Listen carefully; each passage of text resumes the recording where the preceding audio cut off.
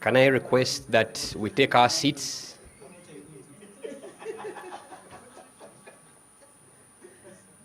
Can I request that we take our seats?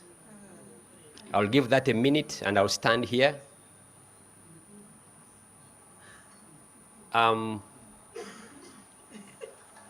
If I'm permitted also, I would kindly request that we occupy the front seats, especially so that those who come late can take the back seats. And those who came early have the privilege of occupying the front seats. And that's how it will be in heaven.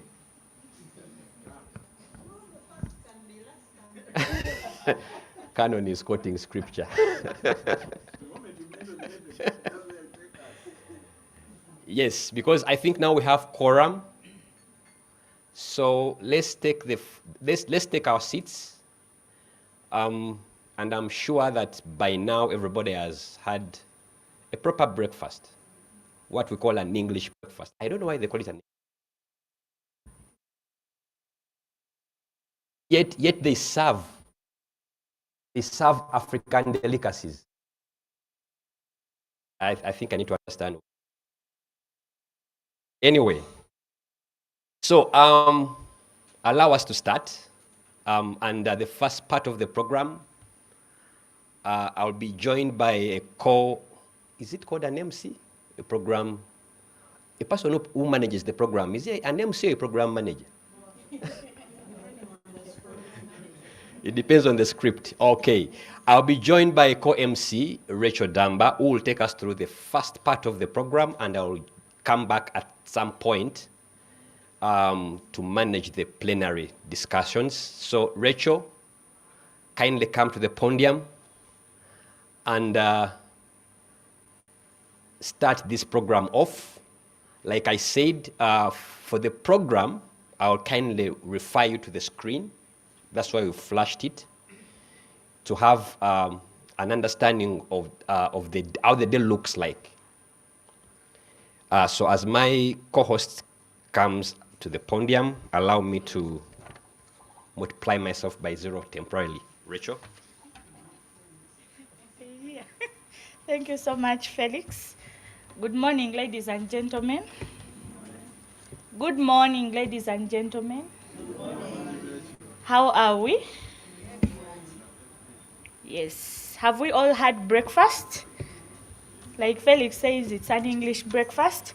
Feel free to move outside and take your breakfast as the meeting goes on. So once again, my name is Rachel Damba. I work for the Uganda National NGO Forum. And like Felix says, I'll be his co-facilitator of that day, okay, co-MC of that day. So it's good to have you all here. And it's good morning once again, and our distinguished guests, ladies and gentlemen, our Honorable Minister of Local Government, Honorable Raphael Majezi, here with us. We welcome you to this room. The distinguished, yes, the honorable members of Parliament present, we are happy to have you here today with us. The representatives from the accountability institutions, that is Office of the Auditor General, the Inspectorate of Government, Public Procurement and Disposal of Assets Authority, the Directorate of Ethics and Integrity, State House Anti-Corruption Unit, Director of Public Prosecutions, the local government officials present, development partners present, and then civil society actors, local media, and other distinguished guests. You're all welcome for today's dissemination workshop. We welcome you to the national dissemination of the study on the functionality of the local government public accounts committees. We are deeply honored to host you today in your different capacities. The Thursday, 11th September 2025 at Kabira Country Club. For this is timely and strategic conversation on strengthening public accountability in Uganda. On behalf of the organizers, Alliance for Finance Monitoring, ACFIM, and the Uganda National NGO Forum, and with support from the embassies of Denmark, Ireland, Netherlands, and Sweden, I extend a warm welcome to all of you. Today's gathering brings together key stakeholders from local governments, oversight agencies, parliament, civil society, the donor community, the media, all united by a shared commitment to improving governance, transparency, and service delivery through functional and empowered local government accounts, public accounts committees. This convening is more than a presentation of findings. It's an opportunity for us to reflect, engage, and act. The study being presented today offers us an evidence-based look at capacity, constraints, and the prospects of local governments, public accounts committees across the country. Together, as we sit in this workshop, we will explore not just what is working, but also the gaps around the functionality of the Lgpacs and how we can address these collaboratively. So we are happy to host you today for this meeting, and we look forward to a good conversation that will enable our local government public accounts committees to function and also influence a lot of policy issues around local governance. So you're welcome once again. And today's program, we can have a look at our screen there. I'll take us through the program, how the day will run from 8:30 to 1 p.m. And looking at the program, we've already started the registration and breakfast. I will still re-echo for those that have not had breakfast. Feel free to step out and have your breakfast. We will also amend the program to include the prayer, since Uganda is a prayerful country. We will have a volunteer to lead us through the prayer, and then we will have anthems, introductions to start us up for that day. So the next session will be our opening remarks, and we will have remarks from the chairperson of ACFIM, the representative of Uganda National NGO Forum, who is the acting board chairperson, the remarks from the Royal Danish Embassy representative, remarks from accountability agencies, the IG, PPDA, DEI, and then the State House Anti-Corruption Unit. We will also then go into a presentation of the Lgpacs study findings and recommendations by our team lead, Henry Muguzi. And then we'll have a keynote address from the chief guest, who is the Minister of Local Governments, and then a panel discussion to discuss the findings and we have a diverse panel from the different sectors. Like we see, we have the WULGA, we have someone from the Parliamentary Local Government Public Accounts Committee, member of Local Government Public Accounts Committee, and then the representatives from local government, a research fellow from civil society, which is a code. And then we will have a plenary discussion. Yes, and our closing remarks from the Auditor General, and a group photo. Hope we all don't miss the photo at exactly midday, I think. And then lunch and departure at leisure. So that is our program for that day. Yes. Right now, let's move into the prayer. Any volunteer to take us through the prayer? Someone who woke up next to God? Yes, okay.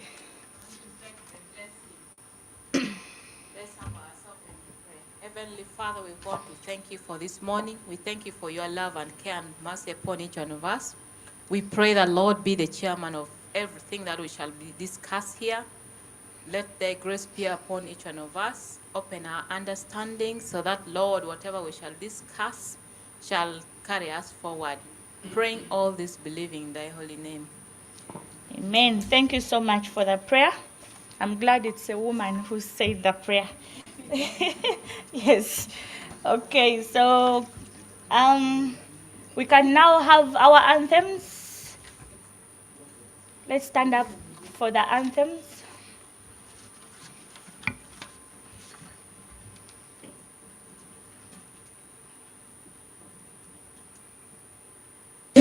Mungu twaomba uilinde Jumuiya Afrika Mashariki, tuwezeshe kuishi kwa amani, tutimize na malengo yetu. Jumuiya yetu sote tuilinde, tuajibike, tuimarike. Umoja wetu ni nguzo yetu, idumu jumuiya yetu. Uzalendo pia mshikamano viwe msingi wa umoja wetu, na tulinde uhuru na amani, mila zetu na desturi zetu. Jumuiya yetu sote tuilinde, tuajibike, tuimarike. Umoja wetu ni nguzo yetu, idumu jumuiya yetu. Viwandani na hata mashambani, tufanye kazi sote kwa makini, tujitoe kwa hali na mali, tuijenge jumuiya bora. Jumuiya yetu sote tuilinde, tuajibike, tuimarike. Umoja wetu ni nguzo yetu, idumu jumuiya yetu.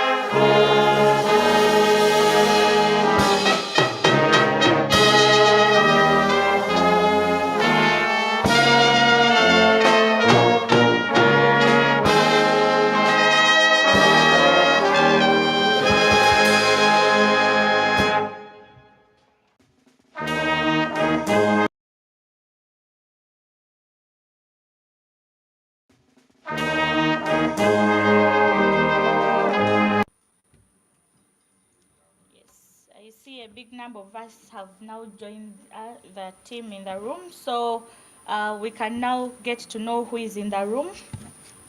Let's have the introductions.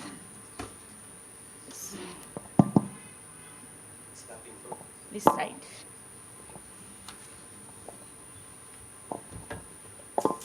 Good morning, ladies and gentlemen. Good morning. My name is Fred Musisimu Nagomba. I'm the treasurer, ACFIM. Good morning. My name is Dolores Were. I am the Executive Director of Uganda Society for Disabled Children.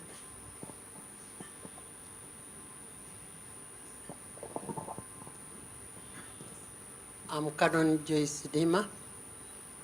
I'm a member of Action Board. I'm Raphael Majezi, Minister Local Government. I'm glad to be with you today. Good morning. I'm Biango Angela, the Executive Director for Renzori and Corruption Coalition. I'm also a board member for ACFIM. Good morning, everyone. My name is Najiba Katesi. I work as the Head of Resource Mobilization and Relations at Uganda Society for Disabled Children, but I also serve as the chairperson of ACFIM. Nice to be here, nice to have you all.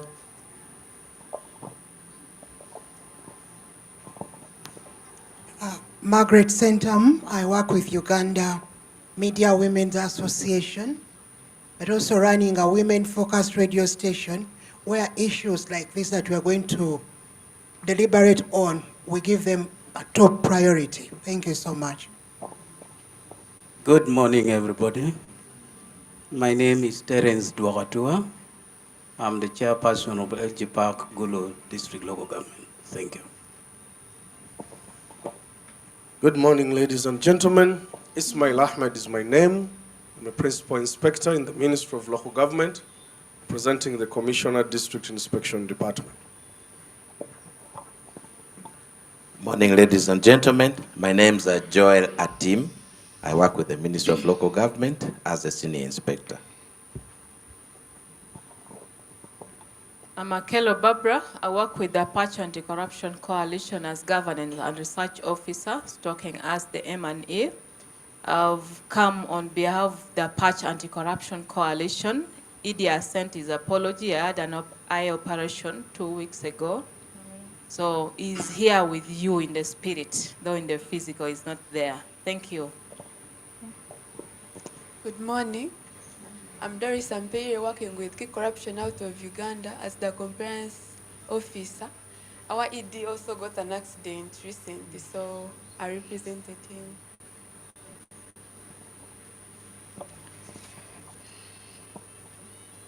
Good morning, everyone.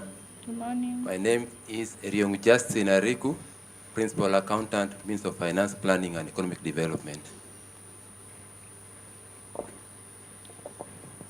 Protocol observed. Babas Jonas is my name. I work at the Advocates Coalition for Development and Environment as a research fellow and also head the local governance program. Good morning, everyone. My name is Odon Eric. I'm an economist at CSBAG.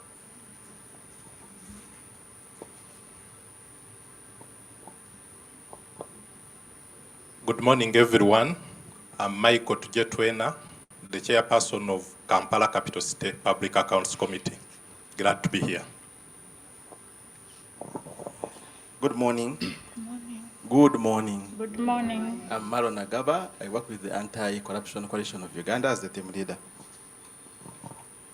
Good afternoon. Good. Good morning, everyone. My name is Ainebas Marion from Kabale, representing Grosco. Good morning, everyone. My name is Chebet Lona. I come from Sebei, and I work for Captura Civil Society Organizations Alliance. I think many of you know what our executive director went through, but we are still strong, and we ask you to continue praying for him. Very soon he will be with us. Thank you so much.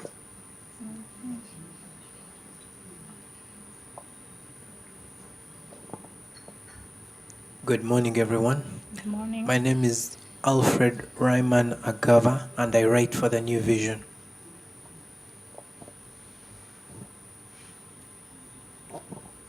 Good morning, everyone. My name is Adog Masi. I work with ACFIM.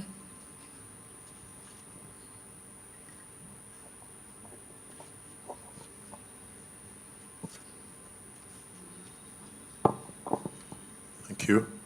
Good morning, everyone. My name is Israel Ochuo. I am the Deputy Head of the State House Anti-Corruption Unit.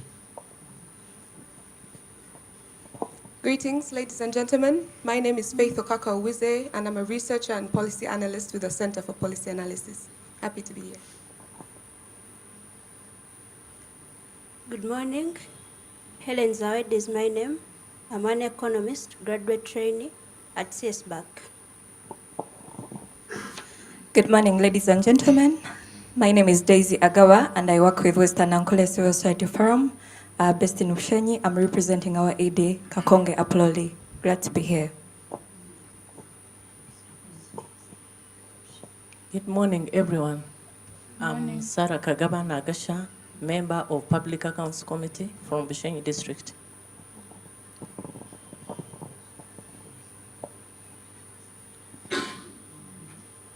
So my name is Henry Muguzi. Good morning, everyone. I'm the Executive Director at the Alliance for Finance Monitoring. Great to host you here. Good morning, ladies and gentlemen. Barbara Babwetera Mutambi is my name, and I'm the Executive Director with the Cross-Cultural Foundation of Uganda, but as well as the acting chairperson for the Uganda National NGO Forum. Good morning. My name is Frederick Kawoya. I work with the Dutch Chambers. Morning, everyone. My name is Anders Korsbak. I'm the first secretary at the Embassy of Denmark. Thank you, and good morning. My name is Felix from ACFIM and the co-host. The team behind is the team that is running the media and the live streaming. So we are both live, online, and also physical. Over to you. Okay, thank you so much, Felix, and thank you all of you for the introductions. We are happy to host you once again. Without further ado, we can now go into the opening session. For now, I would want to welcome Ms. Najiba Katesi, the Chairperson Alliance for Finance Monitoring, to give us her welcome remarks.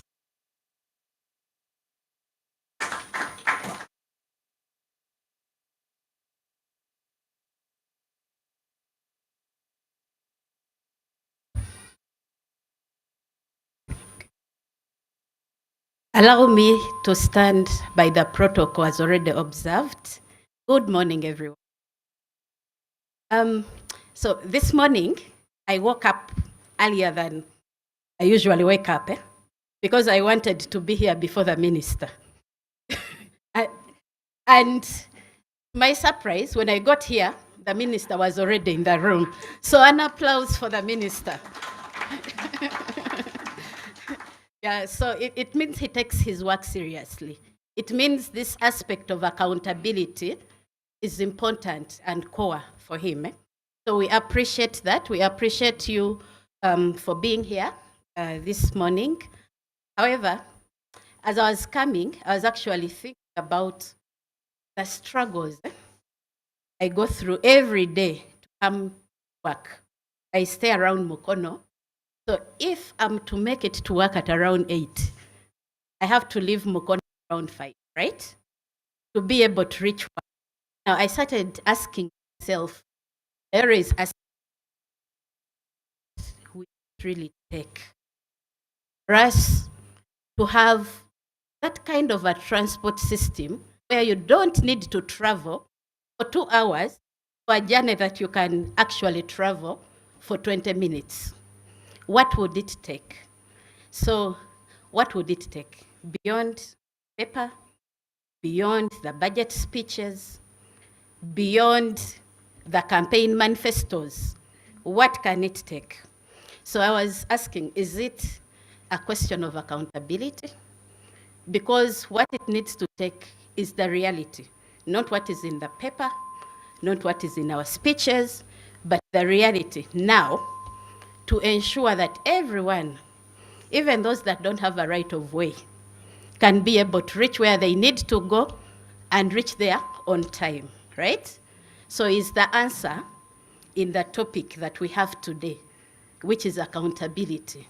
Building accountable structures so that we use our resources well. So that we use our resources well, so that we are able to utilize the good resource we have in this country. So on behalf of the board of directors, allow me to ask the board members of ACFIM to stand up and just to wave to the members. So we have 3 board members here. They already introduced themselves. But these are the big men and women that keep this organization moving and that keep us in this space. So on behalf of the board of the Alliance for Finance Monitoring, I warmly welcome you to the launch of this Local Government Public Accountability Committee study. This study is important. So a study that examines the functionality of these accountability structures at local government with a sole aim of improving their capacity to deliver for public good. So today it's really about a simple proposition for all of us.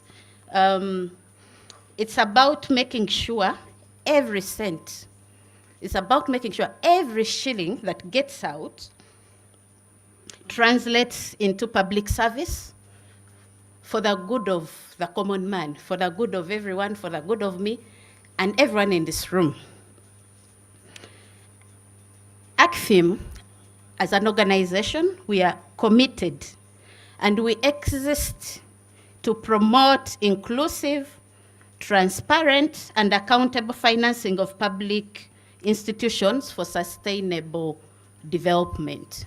So accountability is key on why we were formed, on why we are here, on why we keep resilient as an organization. So our ultimate desire as ACFIM is to see development, is to see outcomes that benefit the citizens. And this study actually resonates with why we exist as an organization. So this study fits into our long-term approach of knowledge generation. I think most of you have come across publications that have been made by ACFIM in relation to this topic of today. So knowledge generation, civic engagement, and formulating policy solutions. Our focus on local government enables us to translate our mission to benefit that person out there, to benefit all of us. So colleagues, local government is a place where services reach the local person. It must be effective, and every resource allocated must be optimally utilized. It is the only way we can get the services we need. It's the only way we can have equitable access to all services for everyone.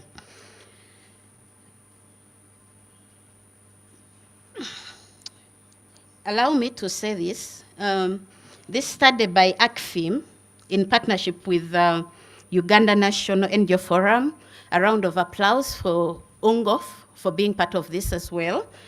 Thank you. So this study by ACFIM, in partnership with UNGOF, emphasizes 3 things that we should take away as we live today. So one of the things is that timeliness matters. I'll just repeat it again. Timeliness matters. And what do we mean? Oversight must keep pace with spending. So oversight should not chase spending. They must keep pace. When local government public accountability committee sittings are regular, reports flow on time from audit committee to council, to ministers, to parliament, corrective action is faster and also cheaper. I think all of us will have to agree with this.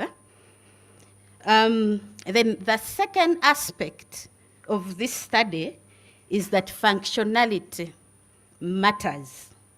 Now, committees must be fully constituted, gender responsive, well inducted, and resourced, especially when it comes to field verifications.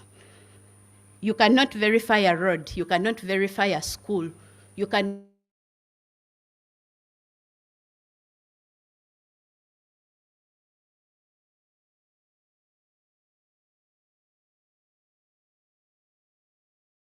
study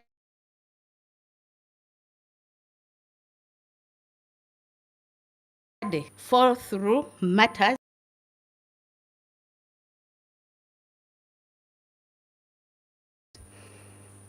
Recommendations from the Auditor General, recommendations from these accountability committees should be treated as a matter of importance. Once we do not implement the recommendations, then there is a missing link. Then there is something wrong. Then we shall continue to have potholes in these roads. ACFIM stands here not as a critic. We don't want to criticize. But we stand here as a partner for solutions.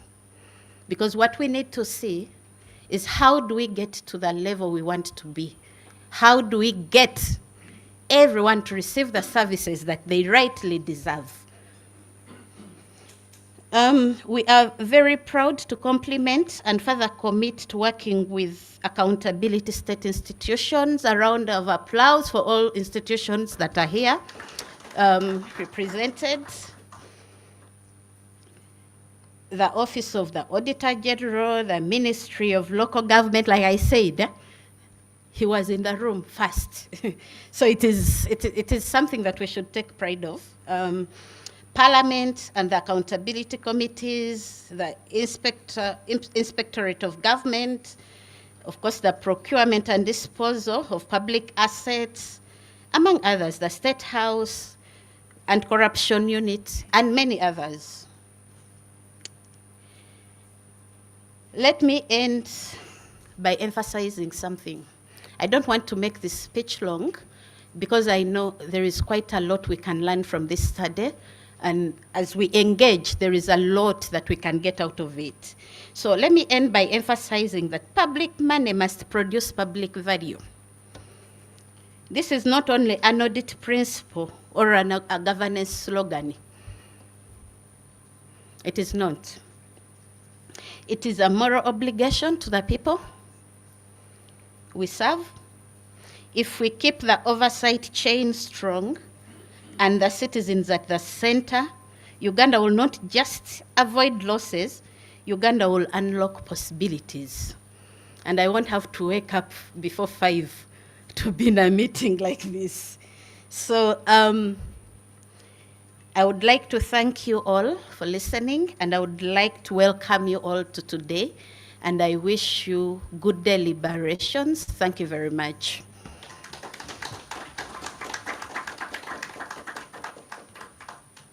Thank you so much, Ms. Najiba. I now welcome Ms. Barbara, the acting chair of Uganda National NGO Forum.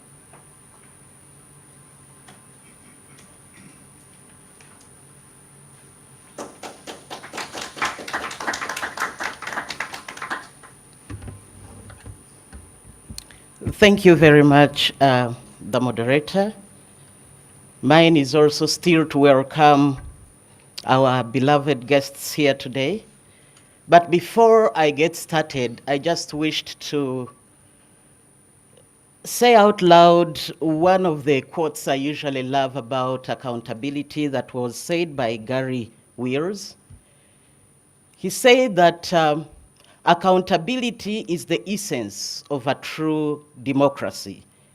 If people do not know what their government is doing, they cannot be truly self-governing.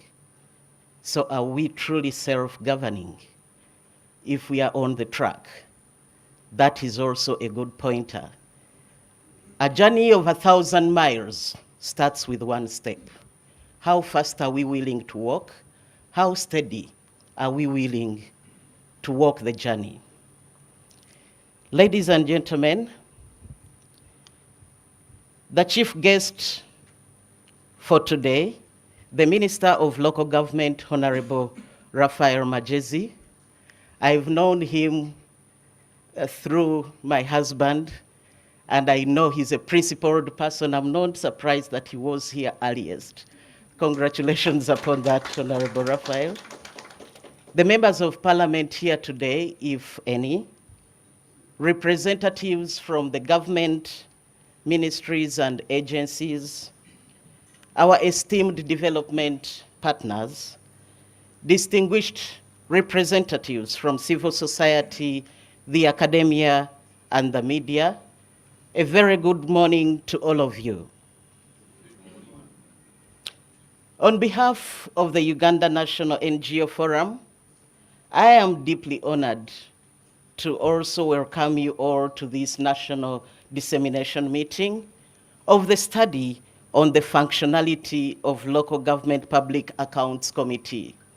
The eyes are so much often on the parliament and big ministries, but going deeper to also look at our local governments, I think this is a truly well-deserved research and deserving for us to put a focus on, because accountability planning oftentimes begins from the grassroots going up.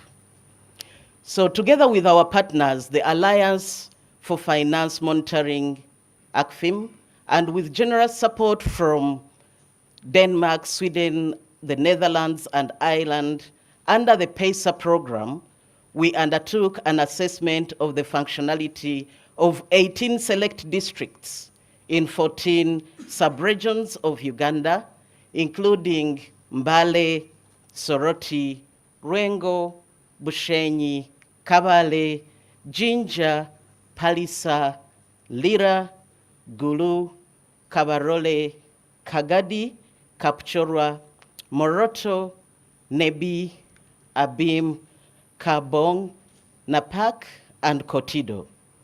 This aimed at assessing their functionality, identifying gaps and challenges, and ultimately enhance their capacity to undertake their oversight role. We wish to thank the funders for this study. Congratulations and thanks very much for putting the trust in the institutions to be able to do this work. And however, as the findings of the study will show, I'm not here to preempt the study, but we'll get into that later. But I wish to point out that local government PACs face several challenges, ranging from structural to operational challenges, such as inadequate funding, capacity gaps, political interferences, weak institutional coordination, among others.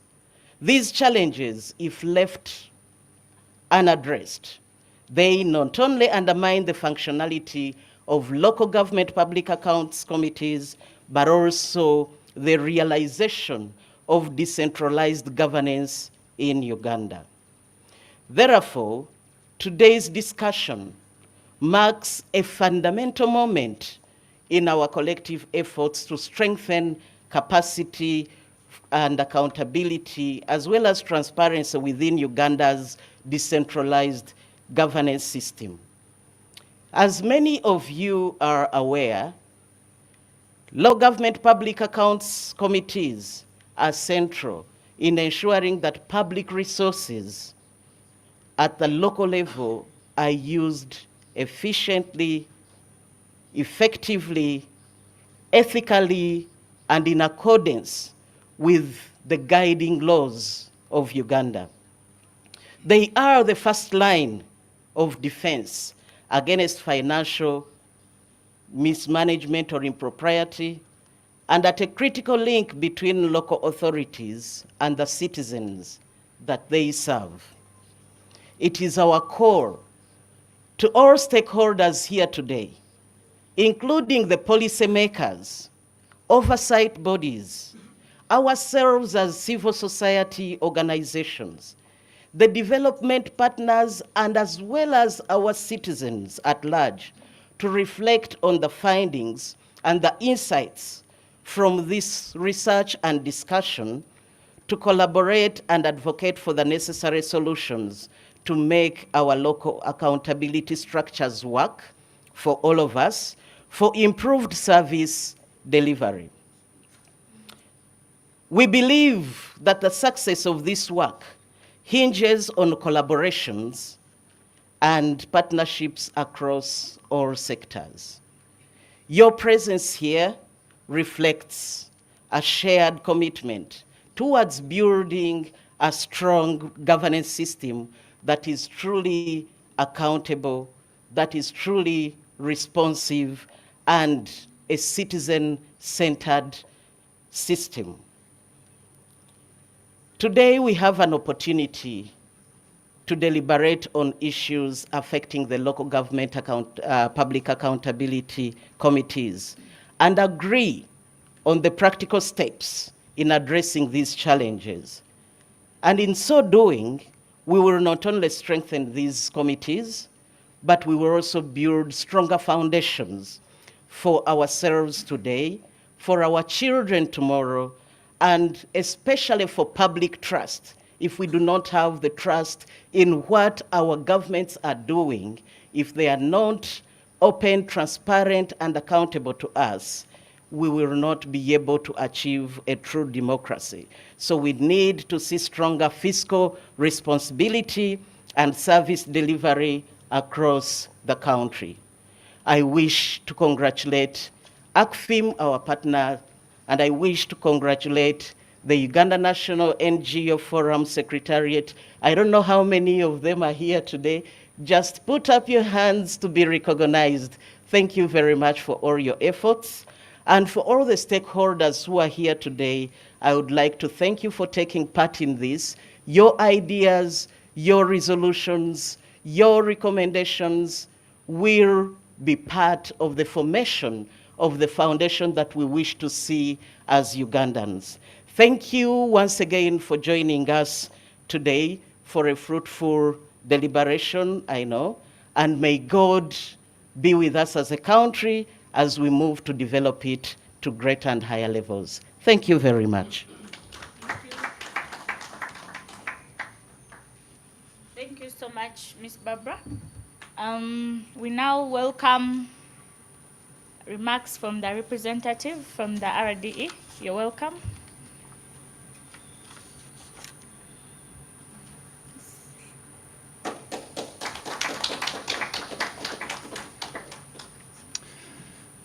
Thank you. Honorable Minister, representatives of government institutions, development partners, civil society actors, members of the media, distinguished guests, ladies and gentlemen. Once again, my name is Anders Korsbak. I'm the first secretary at the Danish Embassy.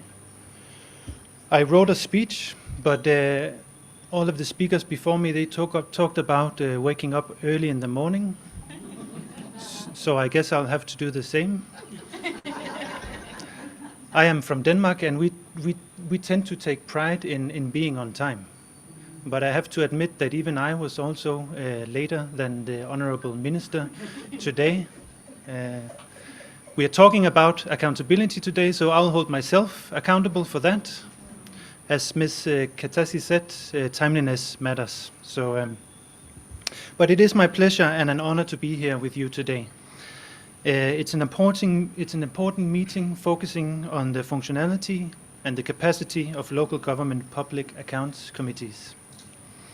On behalf of the Embassy of Denmark, I want to thank ACFIM and UNGOF and all our partners who work so hard to advance transparency and integrity in Uganda. Your tireless efforts are making a real difference. The principles of transparency, accountability, and integrity are deeply embedded in Danish society. And we share a common belief with Uganda that society requires strong commitment to fighting corruption. We also see accountability as a crucial tool for development. When public funds are protected and used effectively, services can reach the people who needs it the most. This is important for communities to shape their own futures. It is with this understanding that the Embassy of Denmark continue to support this agenda in Uganda. Currently, we are collaborating with the embassies of Ireland, Netherlands, and Sweden to support efforts of Ugandan civil society organizations and local district governments to advance accountability in Uganda. And we are all aware of the challenges. We have heard the estimates from Inspectorate of Government. Institutions like the local government public accounts committees are vital guardians. They are vital guardians of public accountability. They are designed to prevent, detect, and address corruption. The report that we are discussing here today highlights that while the government public accounts committees have legal foundations to work on, effectiveness does vary. We should focus on practical solutions to these issues.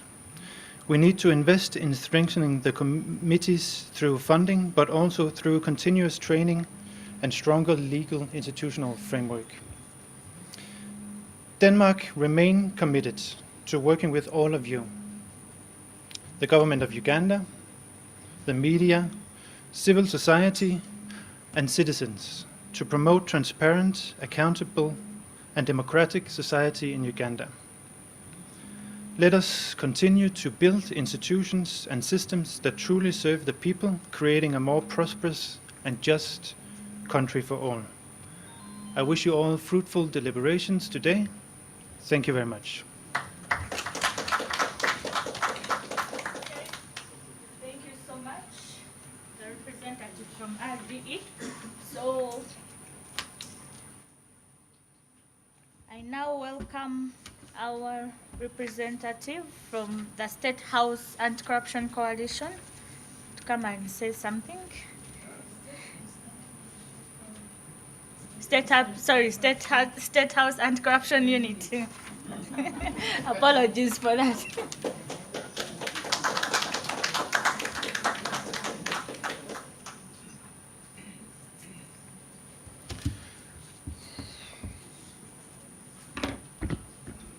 Thank you. I think we could grow from a small unit to a coalition. It would help us all. The State House Anti-Corruption Unit is a very small unit, but in our smallness, we do not allow size to daunt us, and we try to shoot beyond our weight. So, the Honorable Minister of Local Government, members of Parliament present, representatives of foreign missions, distinguished guests, ladies and gentlemen, good morning. Allow me first of all convey apologies from Brigadier General Henry Isoke, the head of our unit, who should have been here today, but on account of other pressing assignments could not be here with us today and asked me to represent him. My name is Israel Ochwo. I am the head of the legal section at the unit, and I also deputize Brigadier General Henry Isoke. Allow me also thank ACFIM and the NGO Forum for commissioning this important study. I want to also, in the same spirit, thank the partners from Denmark, Sweden, Netherlands, and Iceland for their support to this noble cause. At State House Anti-Corruption Unit, since our inception in December 2018, one of the areas we chose to focus on was local government service delivery. We appreciated that a large part of the government budget went to local governments, and not enough effort was being taken in tracking it. If we look at our last budget, 2024-2025, in a budget of 72 trillion shillings, when you take off the about 41 trillion shillings that goes to debt repayment, local government, I think, was the highest funded sector with about 6.8 trillion. So it's an area where we need to place a serious effort. Even when you look at the other disbursements or other government entities in the education, health sector, most of these are still implemented at the local government sector, and we think it's an area where we need to marshal all our efforts to ensure that these resources are applied to good use. So I think this study goes a long way in dealing with the mechanisms we have at the local government level to address those challenges. State House Anti-Corruption Unit was created to coordinate and energize the fight against corruption. And that's what we have been engaged in. When we asked ourselves, what do we do? There was a big perception that nothing was being done to tackle corruption. And we therefore concentrated a lot in our initial stages on enforcement actions. And as we speak today, from December 2018, we have arraigned up to about 800 people in the courts of law on various charges, both in the anti-corruption division and the various the other courts.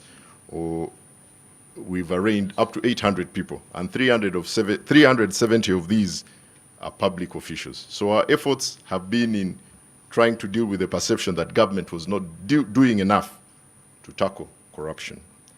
But that being done, we've also realized that we can't keep going back. Money is stolen today in Nakapiripirit. You go to Nakapiripirit, you arrest the auditor, another auditor is, the district engineer, another engineer is placed, he does the same thing. And we've been asking ourselves, what is the problem we face? What systems do we have in place? And why are those systems not working? So in the recent past, we have been addressing how do we make the existing systems work. And now we have devolved a checklist for our teams. If we are invited to Vuma Island to investigate a case of corruption, we send our teams with a checklist on how the district land boards are supposed to operate, how the district service commissions are supposed to operate, how the internal audit component of the district is supposed to operate, how the chief administrative officer, whom the law places ultimate responsibility for the financial resources devolved to the district, what is he doing to ensure that our resources are not lost? So we are now questioning how our systems work and how to ensure that these systems which exist actually work. So we appreciate the effort from ACFIM and the NGO Forum to commission this study, because we think the local government, the district public accounts committees are a vital component in trying to ensure that systems work at the local government level. I know a number of studies have been done before this one. When I did a quick check on the internet, I saw a number of studies by Accord and others in this same area.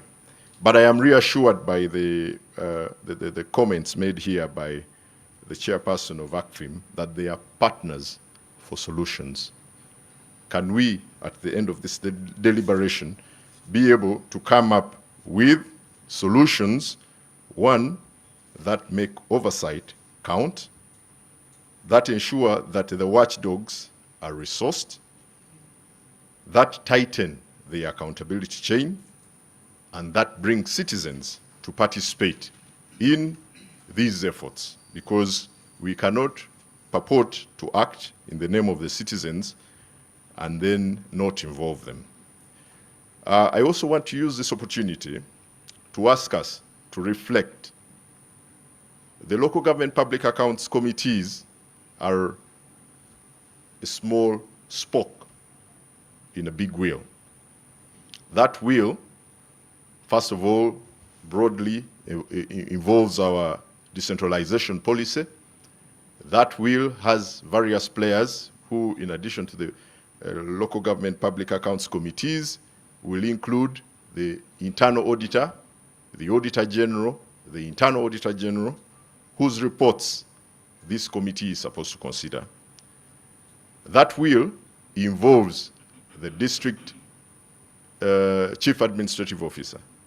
That will involves the district executive committee.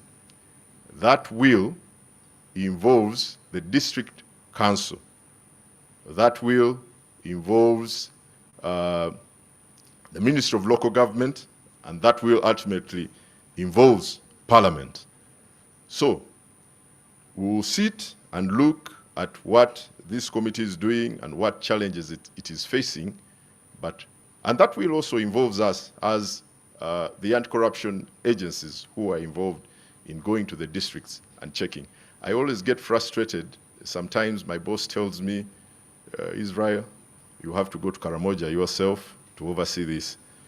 And we move to Karamoja. But when we go to Karamoja, there is an RDC, there is a chief administrative officer who is charged with ensuring government resources are well spent. There is the council, there is the park, there is the auditor, there is the speaker, and all these people are sitting and saying, unless State House and corruption, there is IGG, unless there is the Auditor General who goes routinely, unless, and we are coming and we are the ones asking questions. And I get frustrated when at the end, we come up and you ask, first thing I do when I go to a district is to ask the internal auditor, give me your quarterly reports. So the matter is not mentioned in the quarterly reports. But a citizen has picked up his phone, called our call center, and told us there is this issue in Karenga. A citizen has picked up his phone and said there is this issue in Karenga. The citizen rarely has access to information of what is being implemented at the district. But all these officials I have mentioned have come, gone, or they are there, and a clean bill of health has been given. What crisis do we face? Why aren't these entities, the RDC and all these people I've listed, failing to do their job?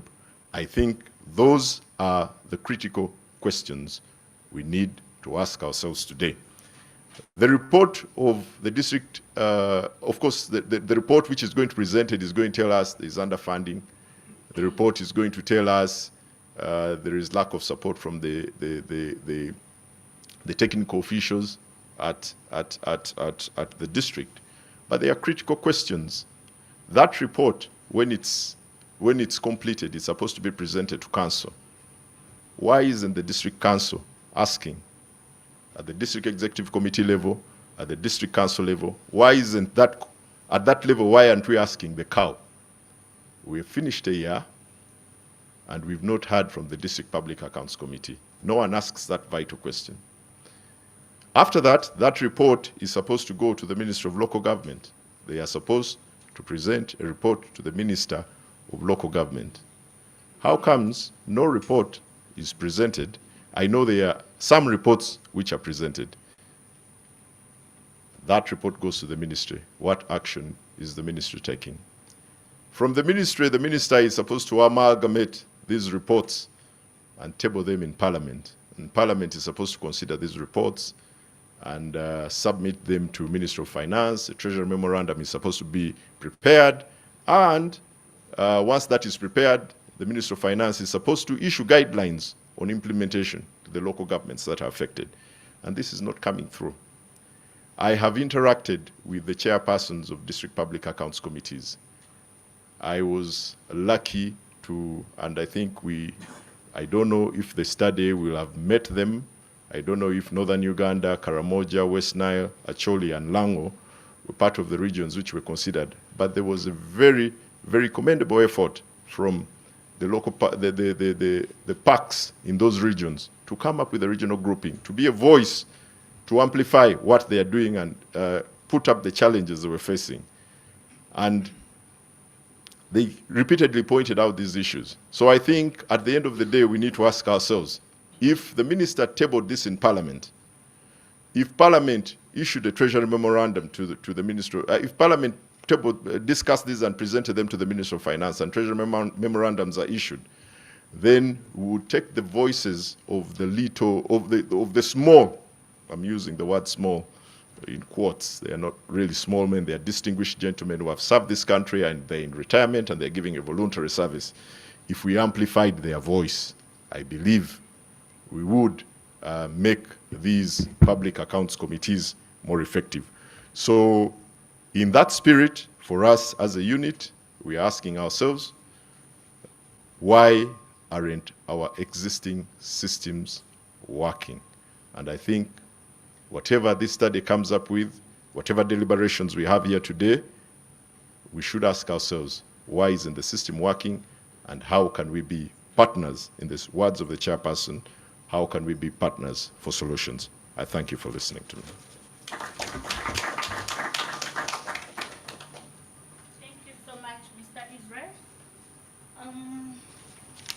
We now go into the reason why we are here today. We've heard from our different officials who have welcomed us. So I now want to welcome Mr. Henry Muguzi to take us through the findings from the Lgpac functionality assessment. Yes, you're welcome.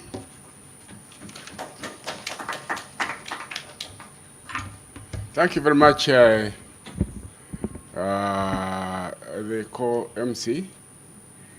Of course, as introduced, my name is Henry Muguzi, and today I'll have the honor of presenting to you these findings. But before I do that, allow me to stand on the protocol already established. Felix? The protocol already established, and also to express my gratitude. Yeah, my gratitude to the Honorable Minister. You know, I don't know whether all of us know the Honorable Minister well enough to understand that he has this passion about local governments that doesn't seem to expire. One of the legacies the Honorable Minister shall remember you for is your work in this area. Yesterday, I was listening attentively as you were making your submission on the floor of Parliament. And of course, on the subject of local governments, accountability systems, but also the funding of them and the operations. That is actually your legacy. So, can I have I'm trying to buy time. Trying to buy time so that I can connect the wire. We'll do it from there. Right. Yeah, okay. So you'll be doing it from there. I lose the luxury of doing it myself. Honourable Minister, what we are doing is not just an isolated incident. After here, we have actually organized to conduct an experiential learning seminar for the members of local government parks. The idea is to bring together this homogeneous audience in one space and reflect on the lived experiences and challenges and try to chart out a way of how we can improve their operations. And of course, like you said, we need to engage other stakeholders, and I'm happy when we met with you, Honourable Minister, you were happy to host one of the engagements on how we take this agenda forward.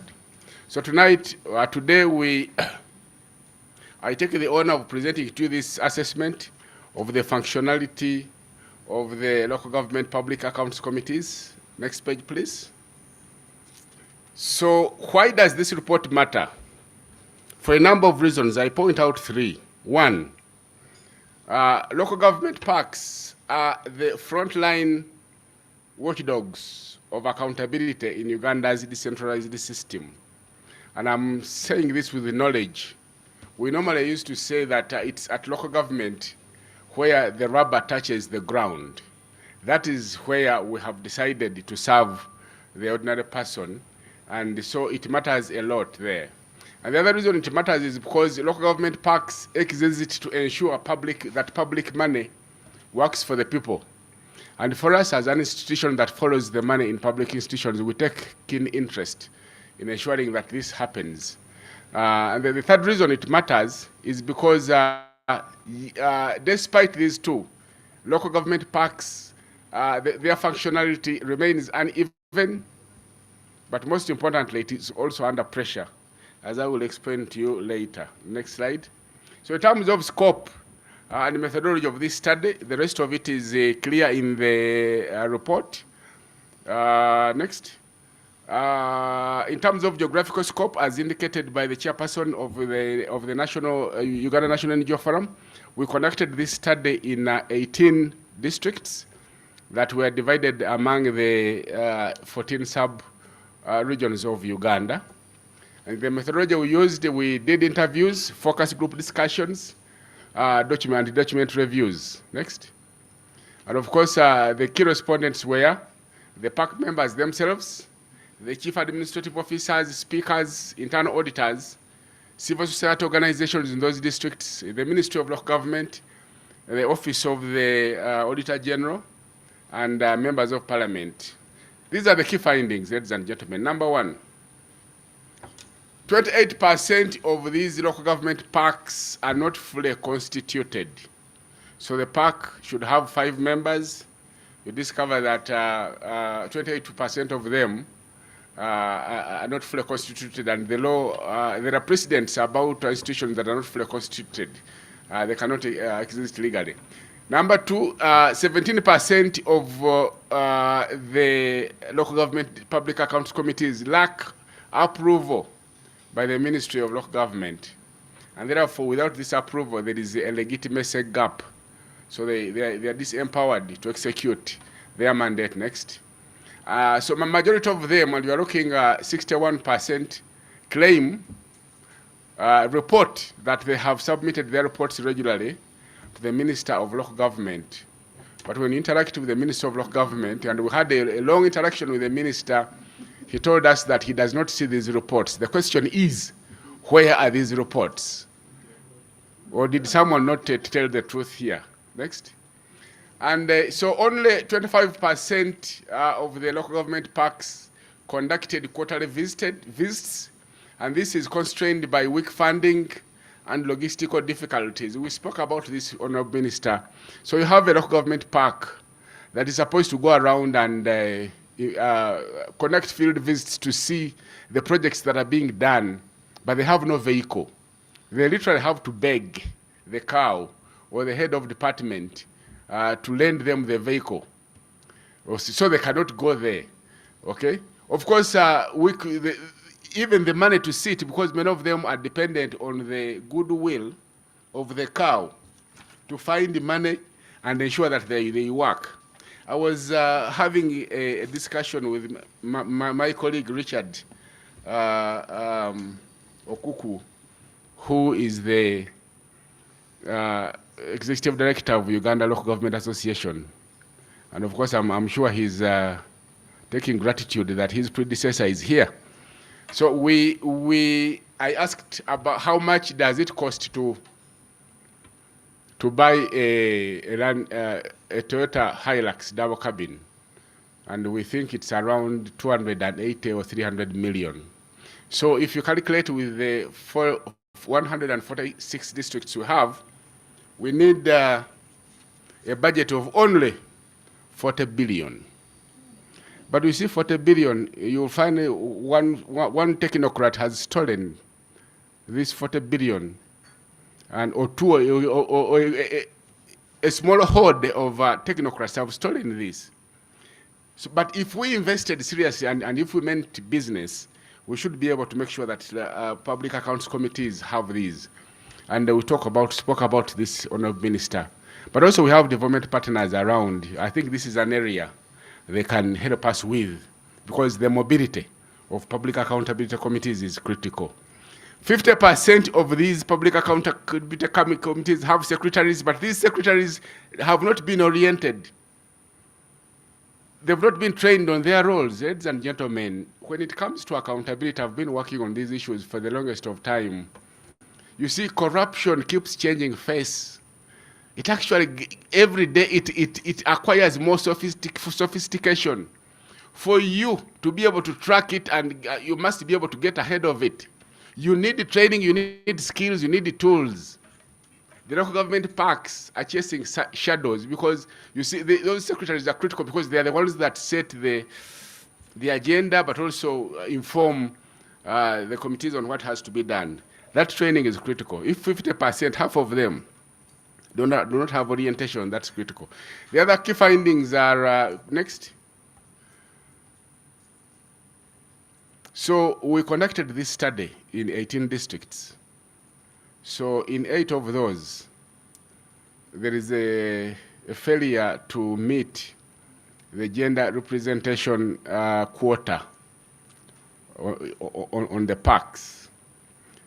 Okay, but then also the meetings they hold are irregular, and they're always delayed due to access to Auditor General's report. They also have the Lgpacs don't always gain access to the reports of the Auditor General. So the Auditor General releases reports. Some of these are posted to his website, but many, because of logistical constraints, the members of the Lgpacs are not able to access these. If you want to discuss what the Auditor General reported, it turns out as news. So but there are certain things that these Lgpacs are getting right, and one of them is recovery of misused funds, and I want to speak a little about this. This recovery, we found it in the districts of Lira, Kabarole, Moroto, and Soroti.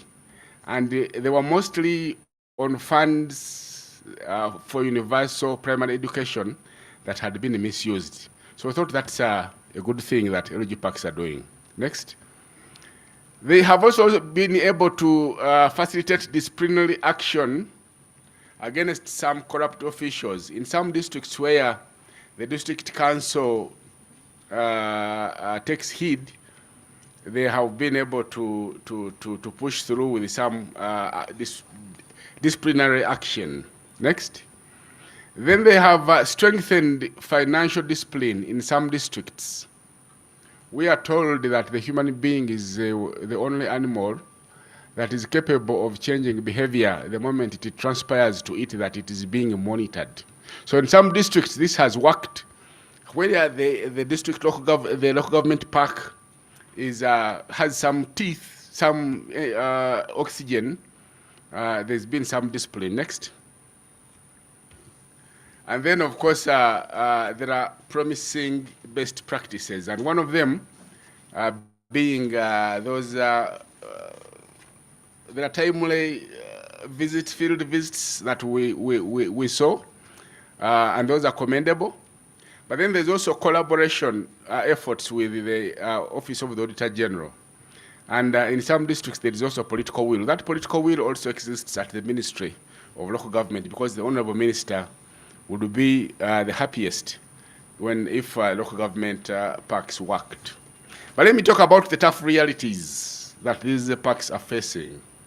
One of them is what I've just pointed out: underfunding and poor logistics. So you have this park, which is supposed to oversee the operations of the local government. The big elephant there is the cow. So the cow has to make sure he funds it to monitor him. And of course, the cow is always a participant in the eating game. So, and we also know how discomforting it feels to be held accountable. So underfunding is real. We need to find ways, as we get into the panel, we need to find alternative ways of funding these local government parks. Then there's the issue of political interference that compromises their independence. And allow me, Honorable Minister, to speak a little about this. We found that politicians manipulate the appointment of members to the local government public accounts committees. And of course, as one of them told us, this was in Kagadi, and I quote, he said, if someone nominated you, then that person had an interest. How do you operate independently? This was one of the respondents of the parks in the Kagadi district. in Kagadi. The other one is obstruction of investigations, but again by politicians. You will understand, ladies and gentlemen, that in most of our local governments, when someone contests to become LC5 chairperson or councillor, the thing is we have to get there and make some money because they've spent a lot of it. So when they get there, the assumption is that we shall control the tendering system, the public contracts. And therefore, there is a lot of vested political interests there. Everywhere they touch, there is obstruction of these investigations. Then there's also the issue of discrediting the committee findings as being baseless, So there is a lack of support, including from the District Executive Council itself. So political interference compromises contract management, as I said, but also it undermines accountability. But most importantly, there are also districts where there is political infighting. There's this camp fighting the other camp. So the council basically can't work on anything. And then the other top, can we go back, please? You don't be so fast. So the other one is weak enforcement of recommendations. Weak enforcement recommendations of these local government packs is always, you know what? There is actually a lack of political will to enforce these. The district executive committee is not interested, which is surprising because they should be the ones taking advantage of the findings of the packs. But also, lastly, are issues of capacity gaps. Half of the secretaries, as I talked about, are members of the local government packs lack training, and I'm happy that that's one of the things we need to focus on. It was highlighted by the previous speakers, the issue of training the public accountability committees. Next, please. So I want to share with you some of the voices we picked on the ground. The report is littered with many of these, but I picked out 3. The first one, this came from a member of Lgpacs in Kabalore.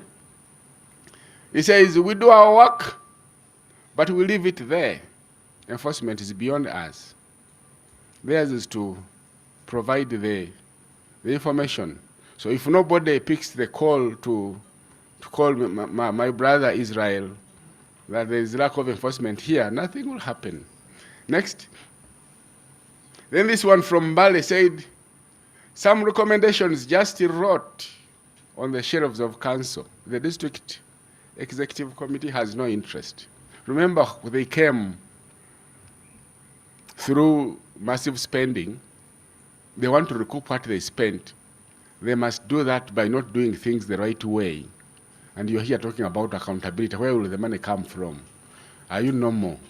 So you get to see that then everything falls to the ground. Next. This was from NAPAC. When there is political will, we recover some funds and make officials refund. So you see, when there is political will, things happen. Next. So the gender question. So the law requires that 1/3 of the members of the packs are women. It's only in 10 out of the 18 that 18 districts we surveyed that we found this complied with, which means in 45% of the districts, there are issues. They are falling short of the gender inclusivity requirement. Next. So in terms of recommendations, we make a few. Number 1, increase funding and logistics for regular meetings and field visits. This is critical.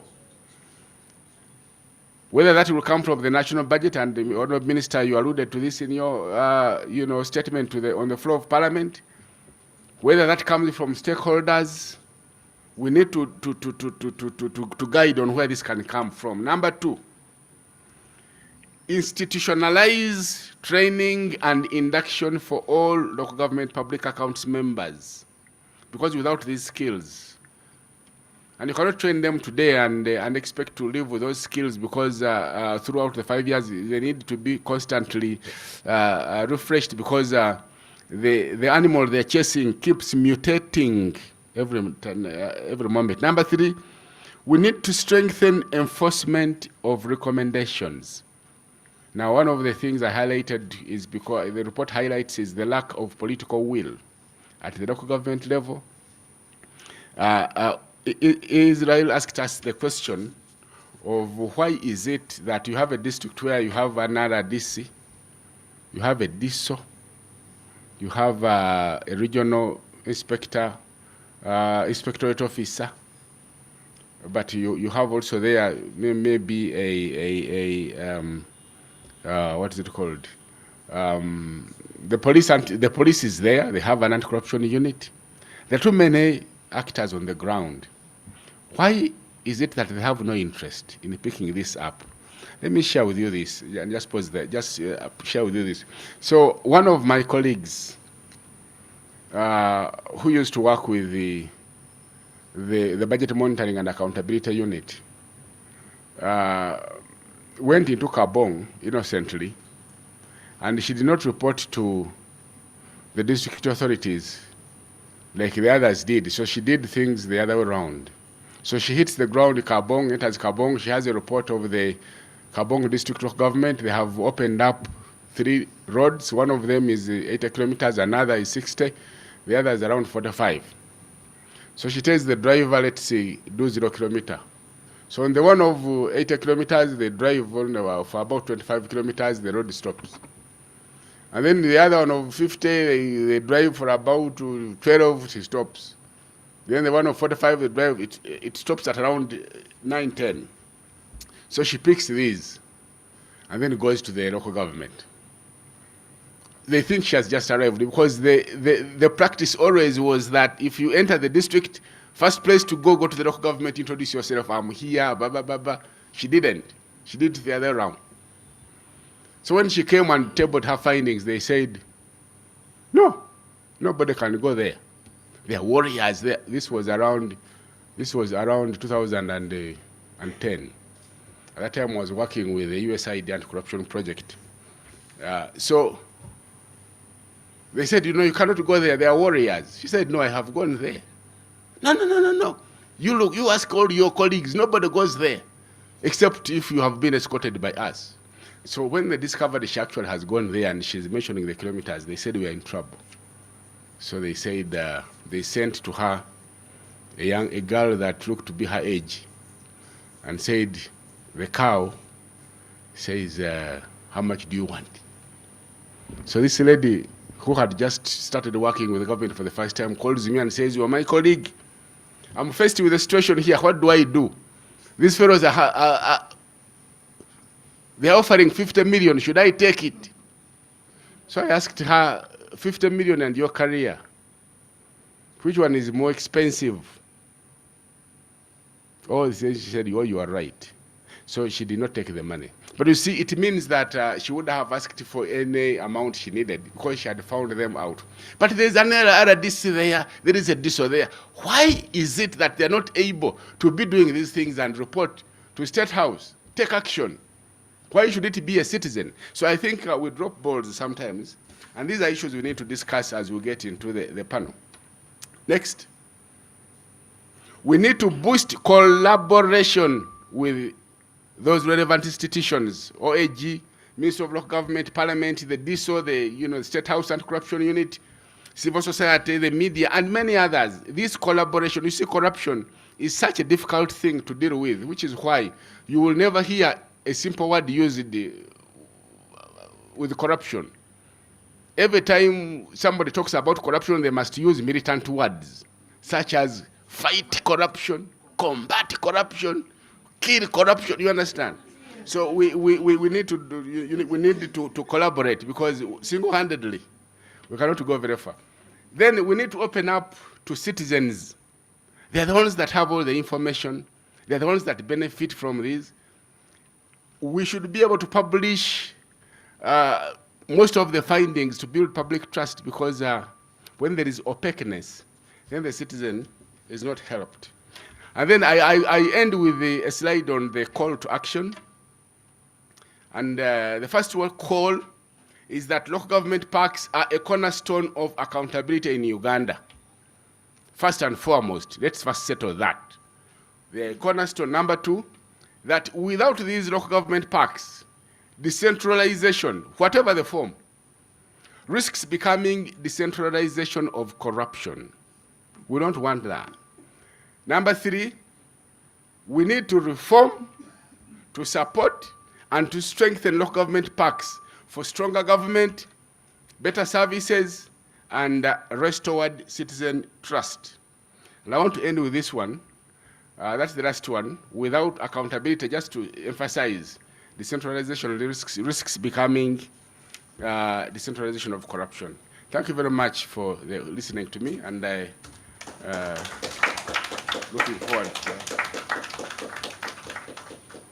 Okay, thank you so much, Henry, for the presentation.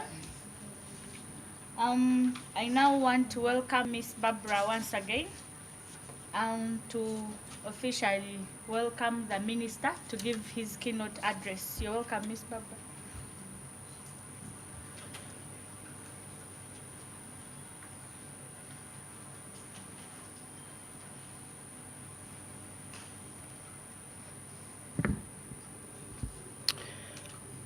Thank you very much for that wonderful presentation. And I hope this is a report that all of us we associate with.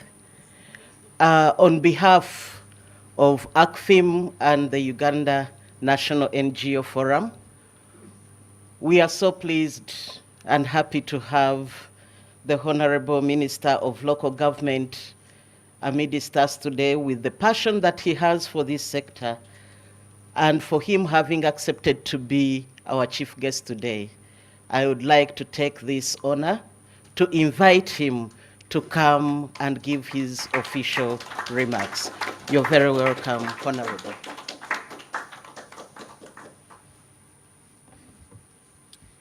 Thank you, Barbara. Good morning, friends. I've been told that I should observe protocol, and that is my problem. I've heard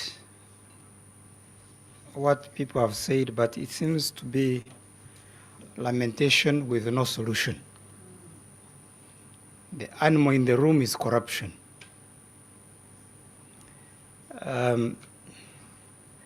Before I invite the chairperson of Lgpacs, is there a chairperson or member? Yes. I want to hear from you. Because hearing from Henry, we've been with Henry. Hearing from State House and Corruption Unit, he has said they have already arrested 800 people. So have you solved the problem? You're sure the problem is 800 people? How many do you want to arrest now? Allow me to raise the following questions.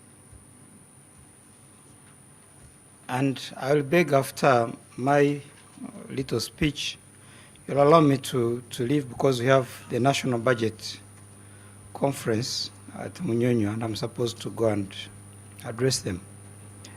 Question number one.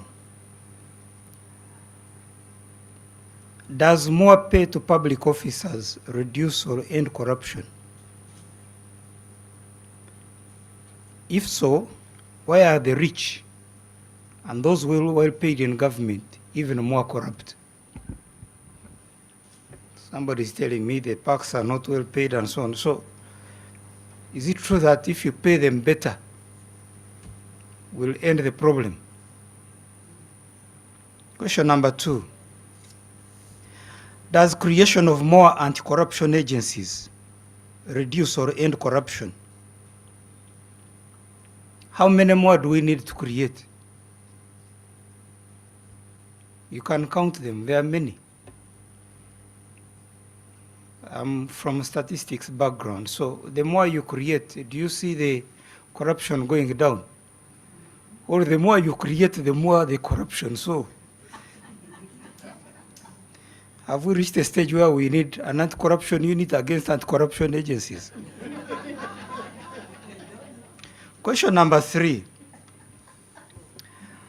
Does the increase in civil society organizations faith-based organizations, community-based organizations who are supposed to fight corruption, does it end corruption? If so, why do I see many reports, many researches, but we seem to be having the same problem? Question number 4.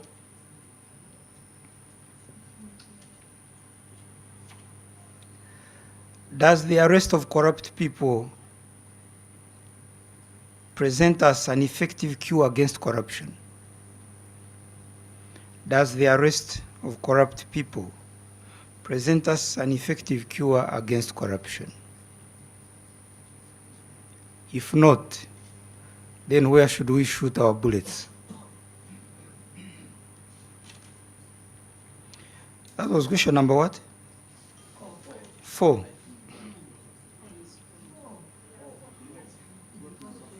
That was 4. Question number 5. Does the citizen who is paying the public officers also attract the attention of the anti-corruption agencies? Does the citizen who is paying the corrupt officers also attract the attention of anti-corruption agencies? I want a job at a district and I pay 5 million. I know that the job, the salary is 200,000. Am I corrupt? Am I a problem? Question number 6. Is it possible for us at the center to fight and end corruption in 70,000 villages?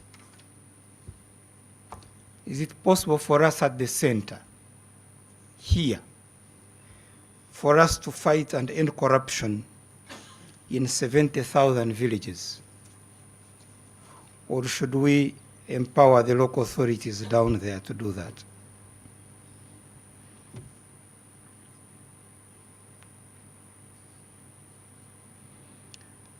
Question number 7.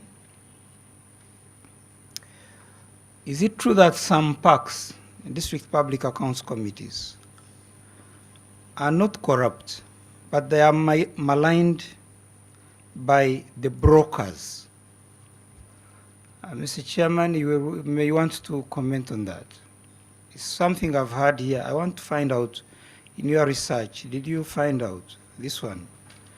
That somebody comes with this young person looking for a job and says, you wait here, I'm going to see the chairman of the district.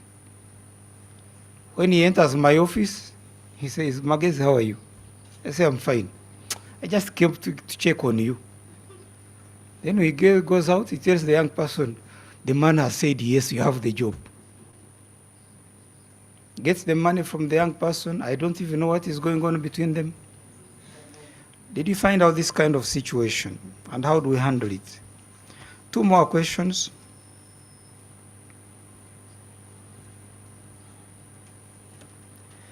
What determines your performance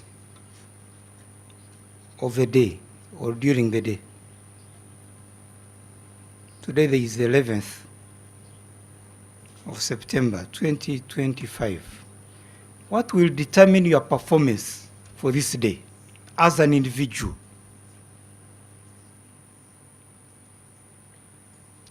And the final question, what are the 2 to 3 locks that must be unlocked to make Uganda corruption-free? What are those 2 locks, padlocks, that we must find an effective key to unlock to make Uganda corruption-free? And as I said, before I give my speech, I want to listen to the person on the ground. Mr. Chairman, they are accusing you and your people. Come and tell us the story. Where is the problem? Is it that you need more money, so we give you more money and you'll be okay? Is it that there is political influence, so what do we do with politicians? What is the problem, so that we talk from the point of knowledge of somebody who has been there.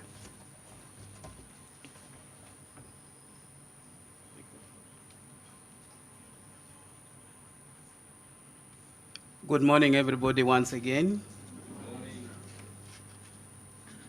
Thank you, the Honorable Minister, for singling me out to come and give my mind or my experience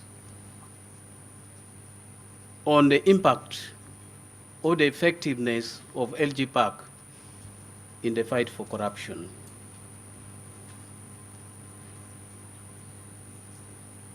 This is a very difficult thing to do, but it is possible to end corruption. Most probably not in 1 week, not in 1 day, not in 1 month. I think for corruption to end in this country, we need to go down. We need to go down, and we need a generational steps to be taken to correct mindset of people in this country. Because even the question that you asked, number 7, is it true that some members of Lgpac are not corrupt? Maybe yes, maybe no. But corruption has been systemized in this country to the extent that people think nothing can be achieved if you follow the normal way. People always want shortcut, be it politics, be it local government, all walks of life, people want shortcuts. So to me, I think the lasting solution would be, I think government must come up, especially through Ministry of Education, to develop a curriculum, to teach people, our children, on integrity, ethics and integrity. Maybe to me, through that approach, there must be a mindset development that you must follow the correct way of achieving what you do. Honorable Minister, this is what I can summarize. Thank you.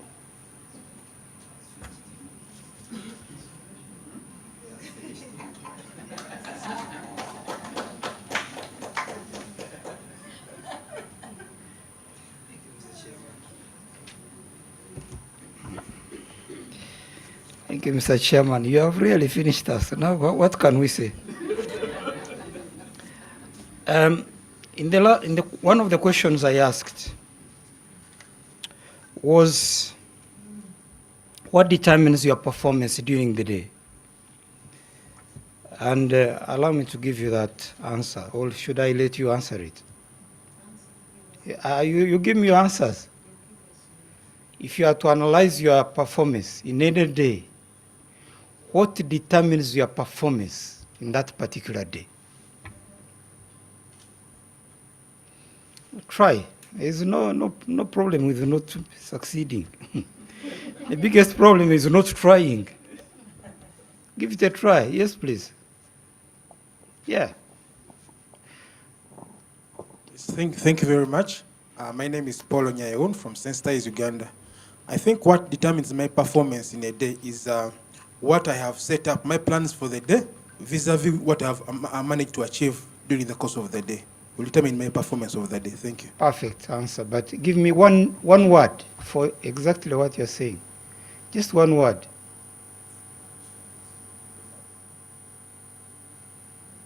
He says he plans, he sets up what to do in that particular day. What is this?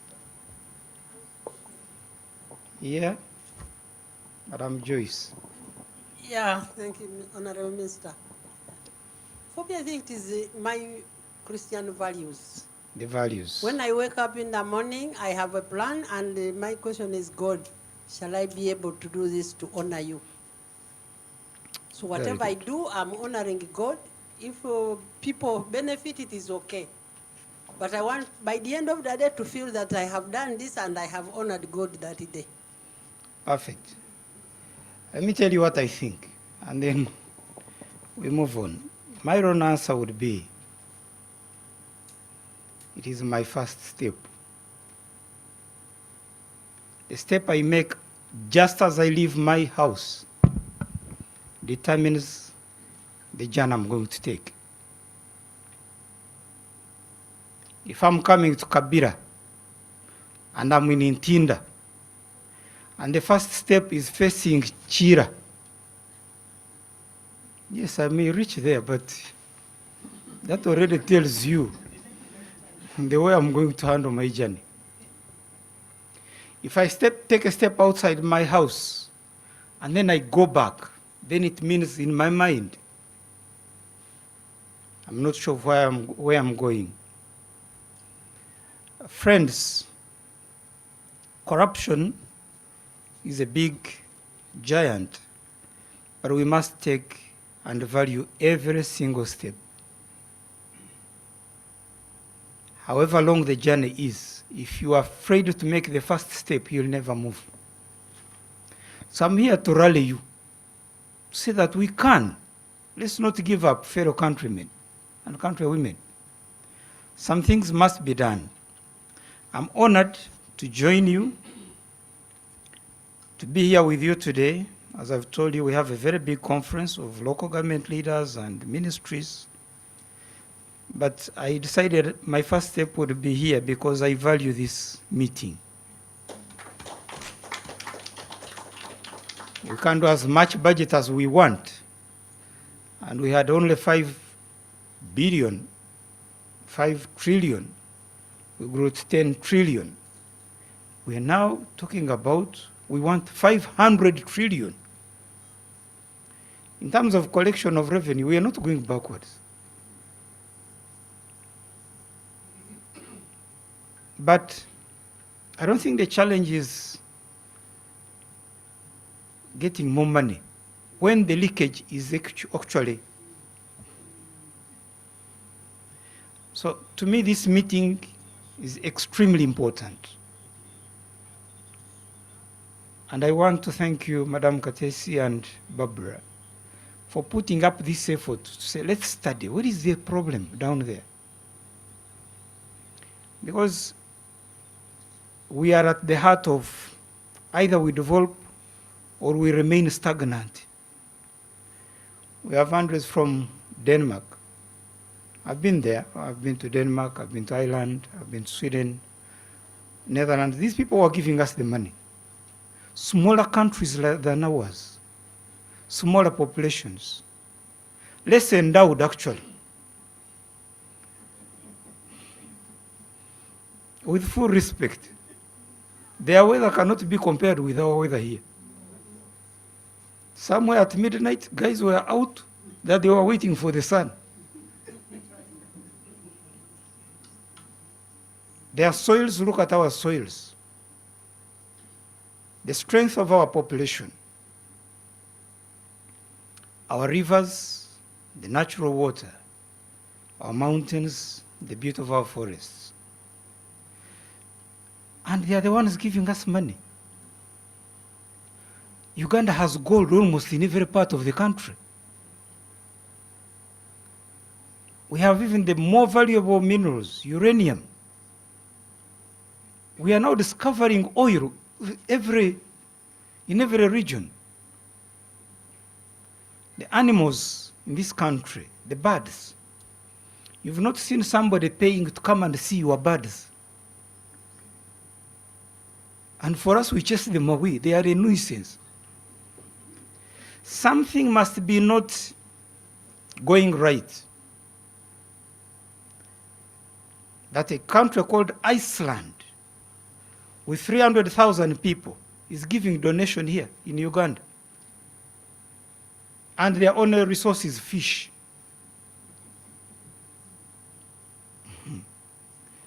So if you think you are here to waste time, I want to urge you to agree that we either make it or we break it. It's our country.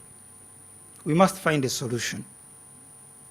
So I want to salute you, the Alliance for Finance Monitoring, the National NGO Forum, the development partners who have supported this effort, the accountability agencies who are doing what I've called the first step of this long journey. Also, I want to salute the public accounts committees across the country because they are poorly facilitated. And despite this, some of them do hard work, scrutinize our performance, our expenditures, so that the people can get good services. What is the composition and what is the role of the local government public accounts committees as we have them in the law? These committees are established under the Local Government Act. They are a feature and creation of decentralization in Section 92 of the Local Governments Act. The committee consists of 5 members, including one representing the urban authorities in the district. At least 2 of the members must be women for gender balance. The qualification of a member of the PAC, there are 2 in the law. A person of high moral character and proven integrity. You can define what that means. But the second one is more strict. Minimum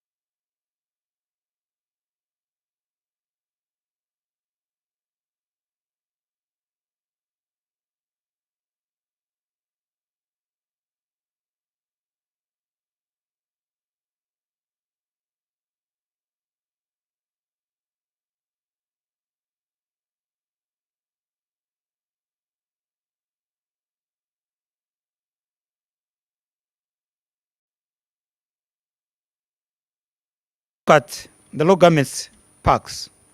Number one, and my staff are here, we must ensure full composition of the parks in all districts. You think of having a committee of 5 people and it is only having 2, 3, must end somewhere. We shall work with the district councils to ensure that all local government parks are fully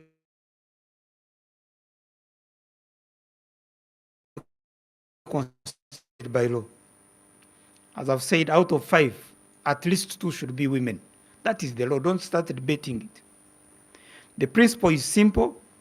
A legitimate committee commands authority, and authority is essential for enforcement. So we shall review and strengthen the legal framework to ensure that these parks are fully constituted and compliant with the law. Number 2, we'll do what it takes to work with you to make oversight predictable and timely. Timeliness and predictability. The park sittings should be regular and not on an ad hoc basis. As a ministry, we shall demand that the park reports reach my office in time for tabling in Parliament. Now, to make this more effective, we are in the process of amending the Local Government Act. So kindly tell the PS, I think we hadn't done that, we hadn't included it. Let's include an amendment requiring every district public accounts committee to submit an end-of-year report to the minister, in any case not later than the 31st of August. Because the financial year ends on 30th of June. So we shall give them 2 months to compile and complete their report. They present to council, whether the council debates it or not, that's not my business. What I need is my report. And then we shall include penalties for parks who do not abide by this. Number 3,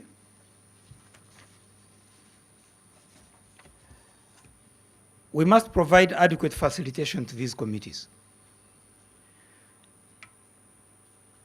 They are now being facilitated by the councils from their local revenue. But the law is clear. Parks are facilitated from the consolidated fund. So, straight away, I'm going to deal with Minister of Finance to make sure that we provide adequate facilitation for the public accountability committees. I think we are shooting ourselves in the foot. You send somebody to dig, then you don't give him the hoe. So you expect him to scratch the... Effective oversight requires logistics in terms of transport for site visits, stationery for documentation, facilities for hearings, and as a ministry, we will continue to engage relevant government institutions and development partners to adequately fund the parks, especially field verification activities. I will be happy to have a meeting with the donor agencies who are ready to support us in this direction. That instead of only funding researches and these meetings in Kabira Country Club, let's put the money where it is supposed to be. And then we monitor them, we question them, we support them, and at the end of the day, we may be taking the right step in the right journey. Number 4, I've taken note of the recommendations in the report regarding building effective capacity if we want results. The ministry takes seriously the capacity gaps in local government public accounts committees. This is an area where we call for partnerships and collaboration with other government institutions, civil society, and development partners. There are 2 things we must do. One is to arrange regular induction and training of these committees. We must train them. It's like, as you heard in Parliament the other day, Richard is here, the Secretary General of Volga, they were saying, but you have not inducted councillors. And I said, yes, we have not, because I don't have the money. But then I had members of Parliament, these councillors don't even know how to debate. I said, look at my colleagues now. Somebody is elected because he attends burials very regularly. Somebody is elected because he comes from the biggest clan in the area. And you expect him to understand a medium-term expenditure framework, the annual budget and balancing the budget and plans? You must train the people if you want them to work.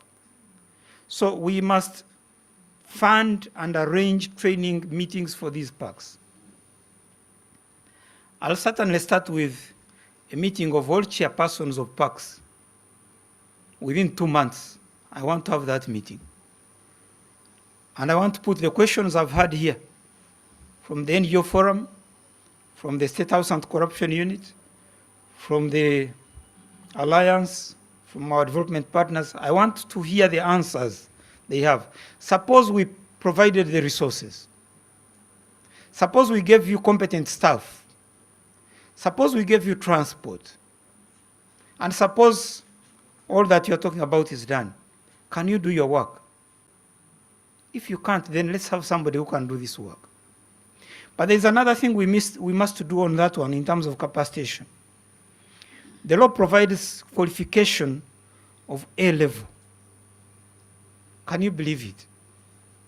Somebody who has finished A6 is supposed to examine a master's degree holder. I think we made a mistake there. Let's upscale it so that they are not timid, they are not fearing these officers. Because at the end of the day, whom are you examining? Whom are you dealing with? The cow, there is no cow without a master's degree. The auditors, internal audit, the fellow has studied SCCA, CPA. You're dealing with an O-level, A-level person to handle this function. So include that in the Local Governments Act amendment to raise the bar for people who want to become members of the public accounts committees. And I think we may have to do the same for district service commissions. It cannot be just, in the law we say you have an experience having worked in the public sector. You could have worked in the public sector as a... Okay, so that is the point number 4 of effective capacity if we want to have results. Number 5, we must make sure that the recommendations of PAC are enforced with consistency and fairness. You've heard the voices which were projected here. Now, if I recommend and it is not implemented, the next day I recommend it is not implemented. Really, where do I get the motivation to do my work?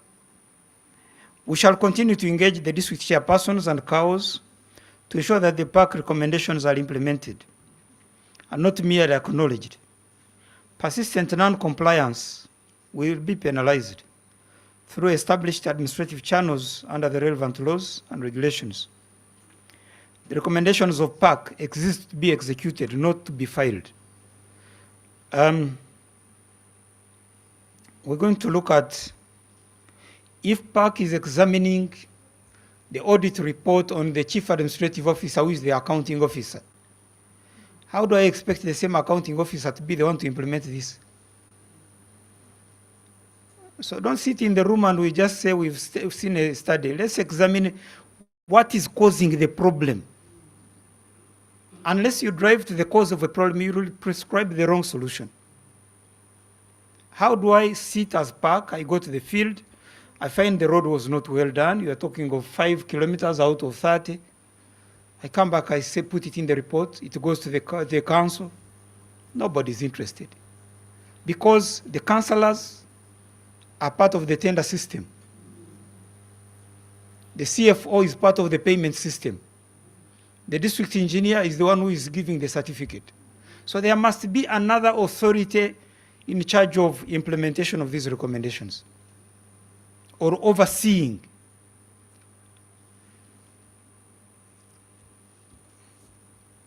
I've been advised by my neighbor here. She's from the Rwenzori Anti-Corruption Coalition. And it seems civil society can do a lot if we open the doors of local governments to them. Unless the civil society are also getting this problem. But we must believe that there are some Ugandans who are still serious. Because what does it take? Why is the councillor representing the sub-county at the district? Why is he not able to say, but chairman of the district, this road for which we budgeted 30 million shillings, these guys just poured maram and they left. It's taking 3 months. And somebody's being paid. So we must look at this issue of enforcement of the recommendations of PAC. How do we do it? Henry, brainstorm over it.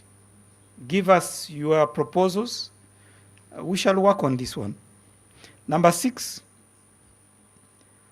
strengthen collaboration with other MDAs. We shall build stronger networks with other stakeholders in the accountability ecosystem because we need each other. Coordination, mutual engagement should be strengthened through joint monitoring, supervision, regular meetings. We're working closely with the State House Anti-Corruption Unit. We're working closely with the IGG, the Auditor General, and all the others. But I think we need to meet over some of these issues and agree on concrete actions. So help me, Madam Katesi, help me circulate the report to these agencies, make sure they receive it with the recommendations of this meeting, and then I want to make sure that in the next 1 or 2 months, we have a meeting with the State House Anti-Corruption Unit, IGG, and all the others regarding the recommendations of this report. And we do it together, so that when I go to Parliament, I don't just talk about local government, because as somebody says, local government is where everything happens. Roads, health units, schools, water, everything, environment. When you look at all the other MDS, ministries, departments, and agencies of government, there is no other ministry with more than 1 million workers, which we have in local government.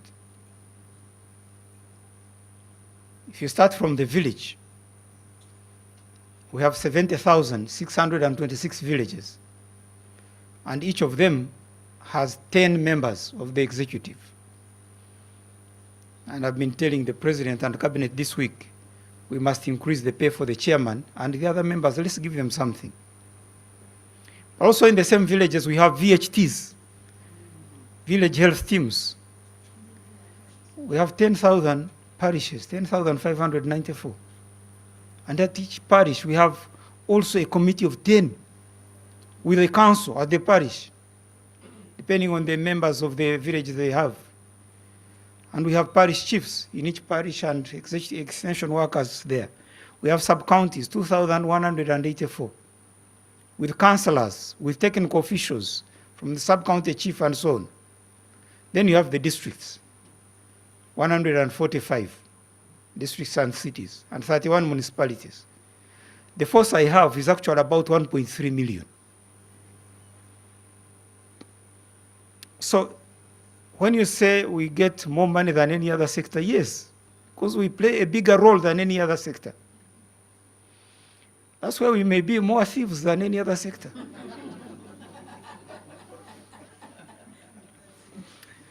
But that's not true. I totally don't think it is true. I think we at the center, it's just that your torch is not focusing properly. Focus on these ministries, you'll just get a shock. But that does not cover us.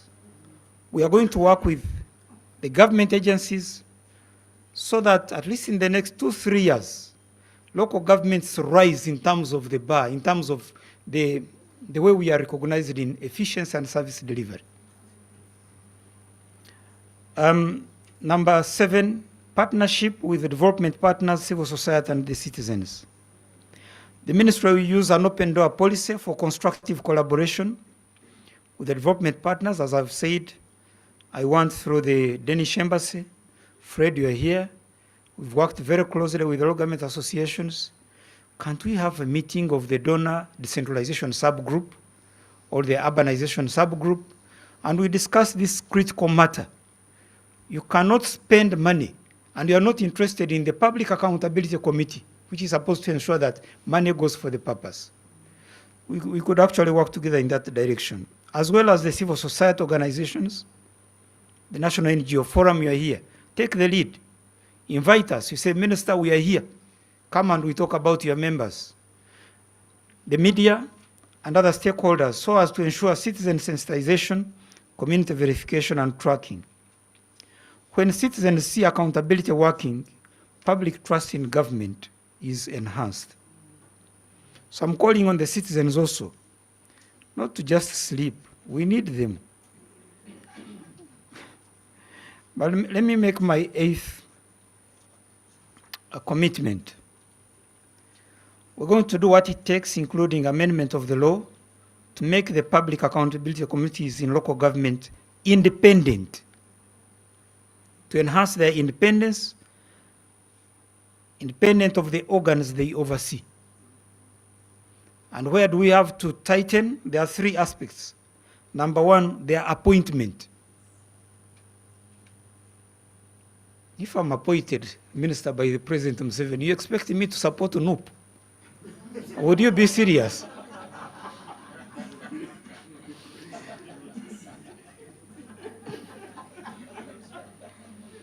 We are going to look at this without weakening decentralization.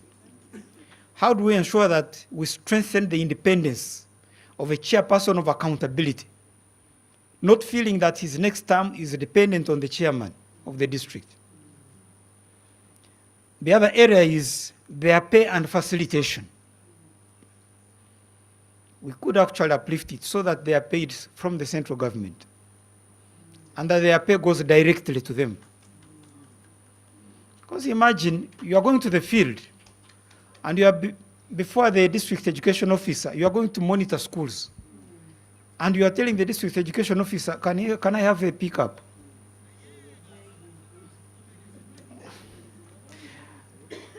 Then the third area is enforcement of recommendations.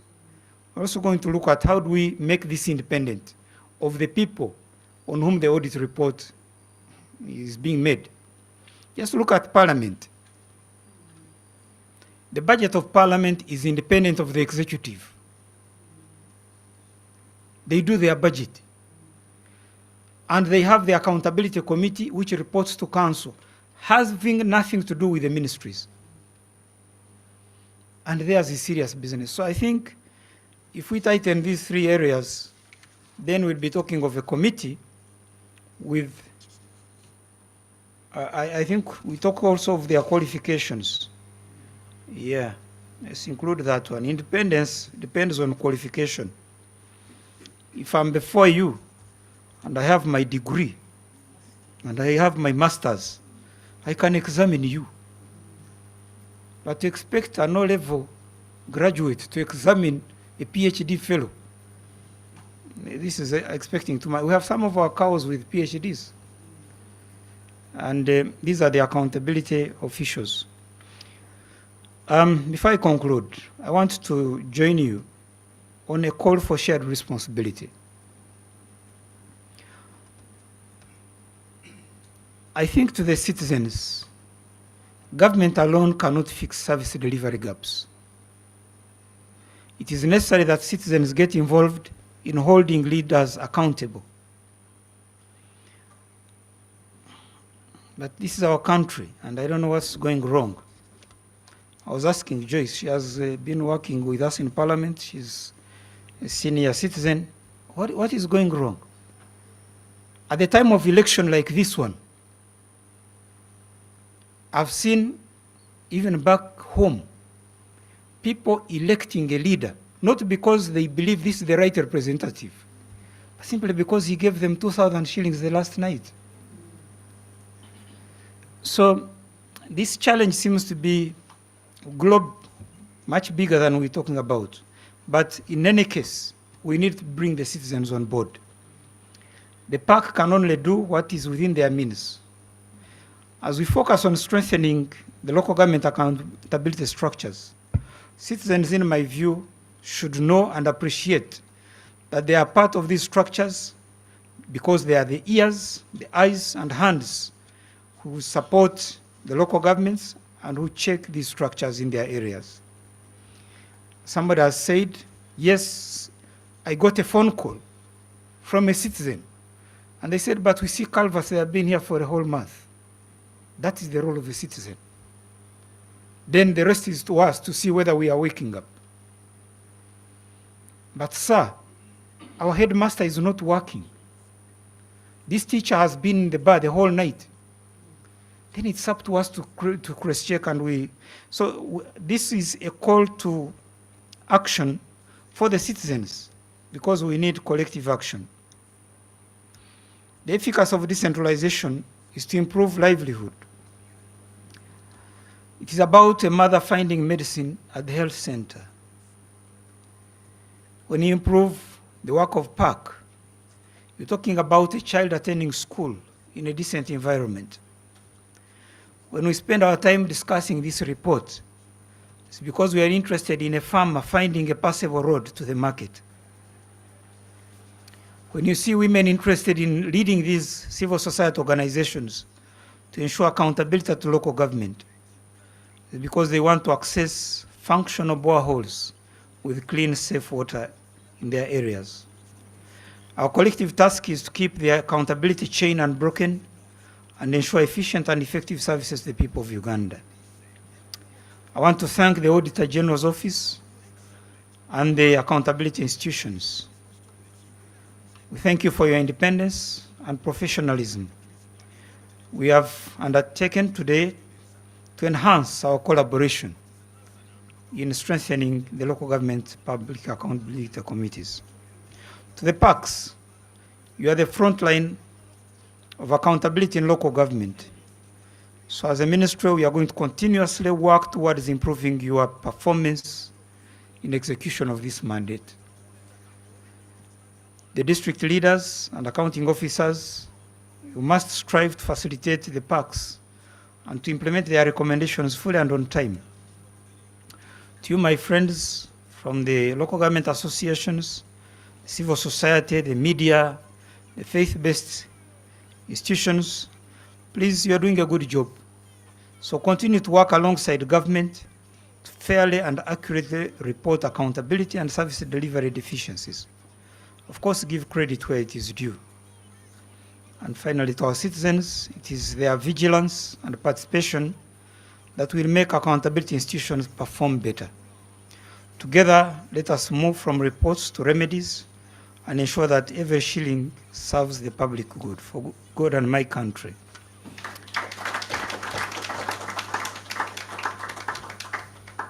So I'm leaving a copy of my statement with the chairperson, and I want to wish you a very good day. I will look forward to the recommendations of the meeting, and as I've said, expect some action from us within two months. Thank you.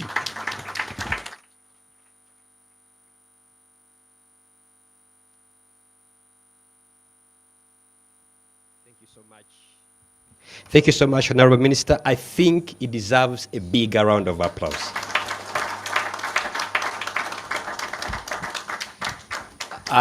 Before Honorable Minister, you leave, I think let's tweak our program a little bit.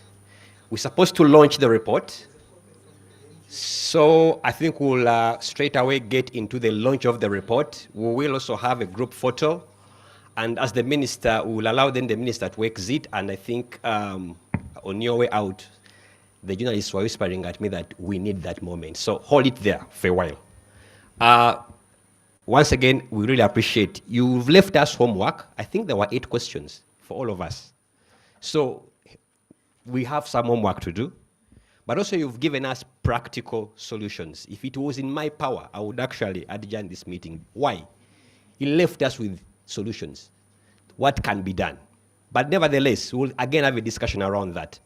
So allow me to quickly first get into the next session of launching the report. So, Honorable Minister, I'm going to inconvenience you for that purpose, and you'll be joined by all the representatives from the accountability agencies, all the Lgpacs members available, and our development partners for that. So Rose, I think I'll need your help here. This is one area where the gender matters a lot.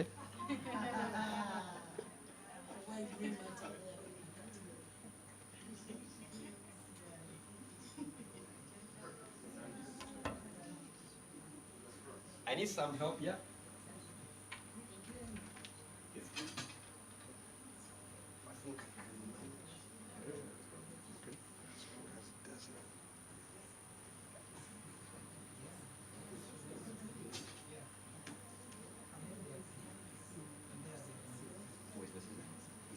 I think it's here.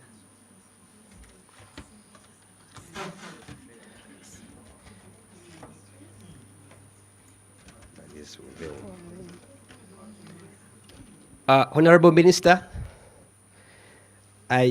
when it comes to markers, I hope you're not very color selective.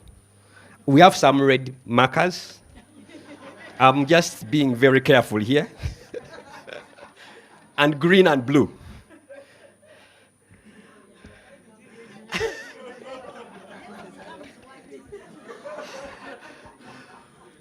Yeah, so let me invite the Honorable Minister to, thank you so much. If every representative from the Accountability Agency, please join us.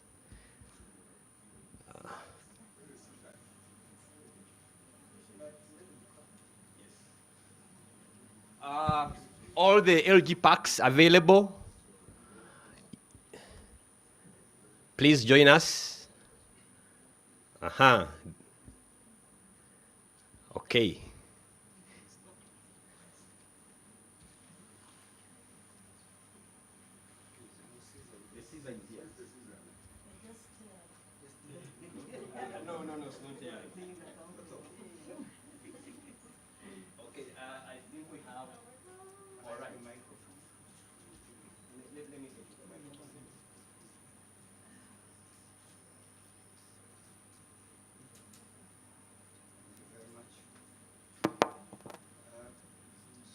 On behalf of the government.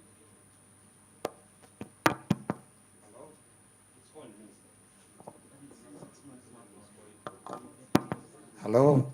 Yeah. Thank you very much.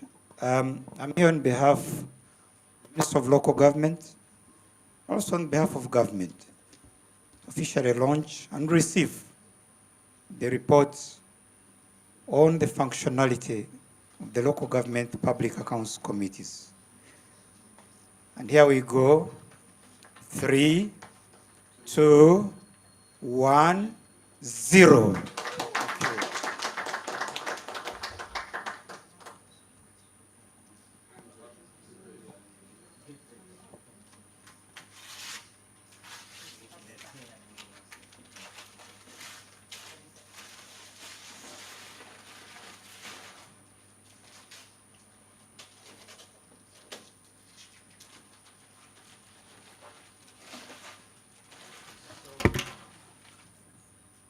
Minister, as a sign of commitment to some of the recommendations you've made, you are allowed to make a signature.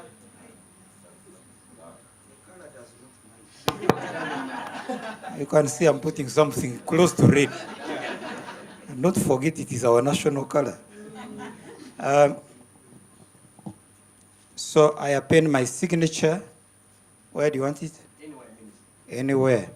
Up here. Okay.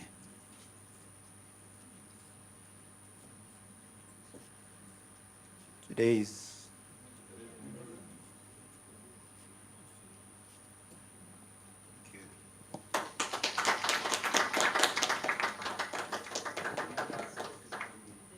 So the others can join in. Their markers here.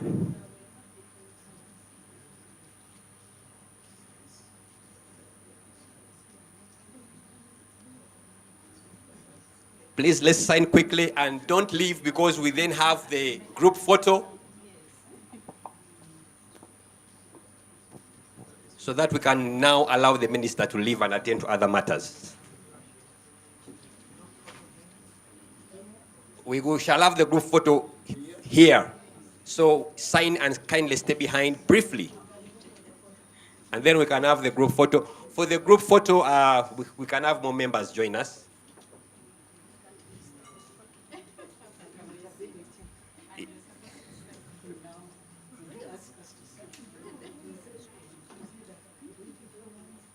Have we finished signing? Have we finished signing? Okay. Your signature, I must account. We bought this using your resources, please. Thank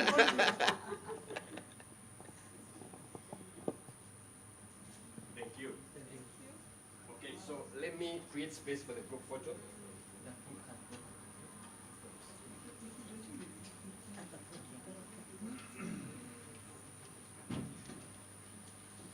So let's have the group photo.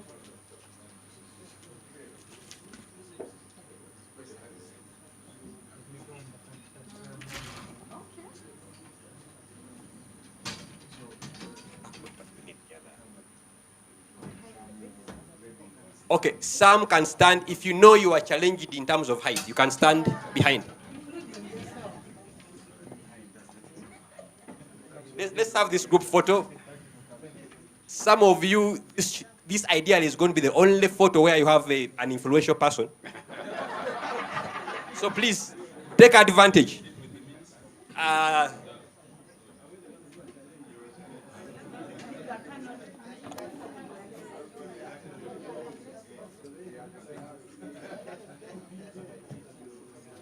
And if you want the anointing to also be a minister, be closer, be closer.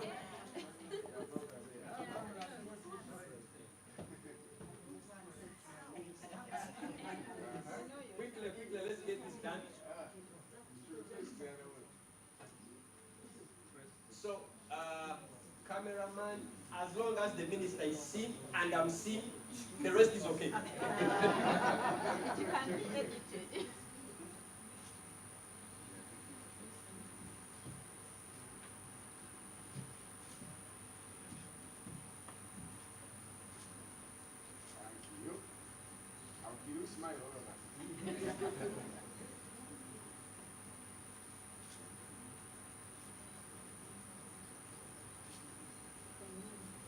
I think that should be enough.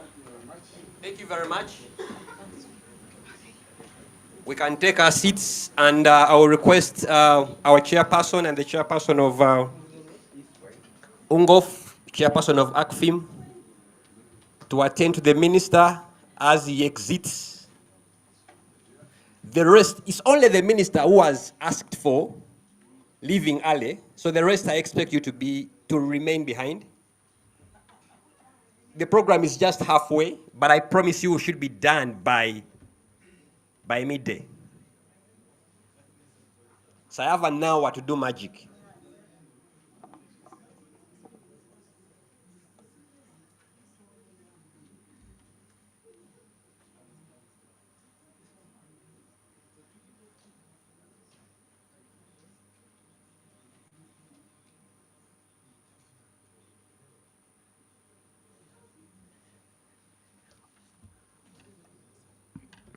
I'm seeing more empty seats after the minister leaving. Maybe I would have held the minister back a bit.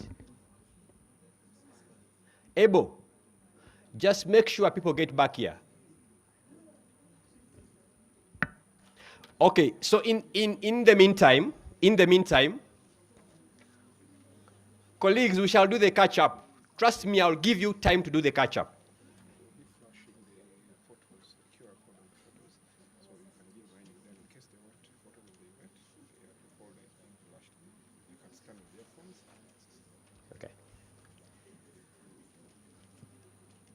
Ladies and gentlemen, we will have a catch-up, trust me. I also love that catch-up. So let's get to the next session. I know some members they have to stretch their legs, so I'll accept that. That's a 5-minute break. But in the meantime, I hope my panelists are around or in the room. Because on the program, we're supposed to discuss the report, and we've put together a panel of experts to discuss the report And then later on, we shall have about 30 minutes to 40 minutes of plenary. So to just listen into some of the feedback that is coming in from the audience. But on the panel, I'll first make an apology. When we mobilized, we made sure that we have women represented, and not just represented, but women with power represented. As I speak now, it's an all-male panel. It's not my intention. That's how it turned out to be. But someone told me that, yeah, sometimes when it's an all-male panel, we can also we can represent women. Someone told me that. So on the panel, and I'm hoping the panelists are available, allow me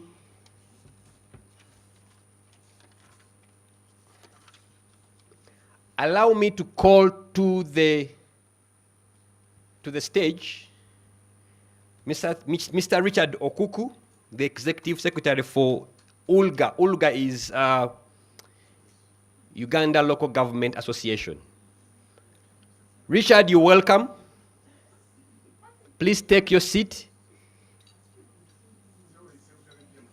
He is the Secretary General. Yes, Secretary General for ULGA.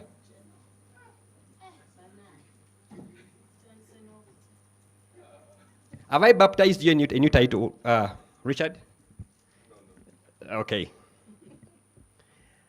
You're most welcome, Richard. My other panelist is Mr. Ismail Ahmed, the Principal Inspector from local government. He's also the focal person for Lgpacs, so we have the right person. You're most welcome. Yes, some hands. We need some hands. I did a bit of I did some bit of shuffling on the panel. So allow me to welcome Mr. Semand Aloysius, who is the chairperson for the Wakiso District Lgpac.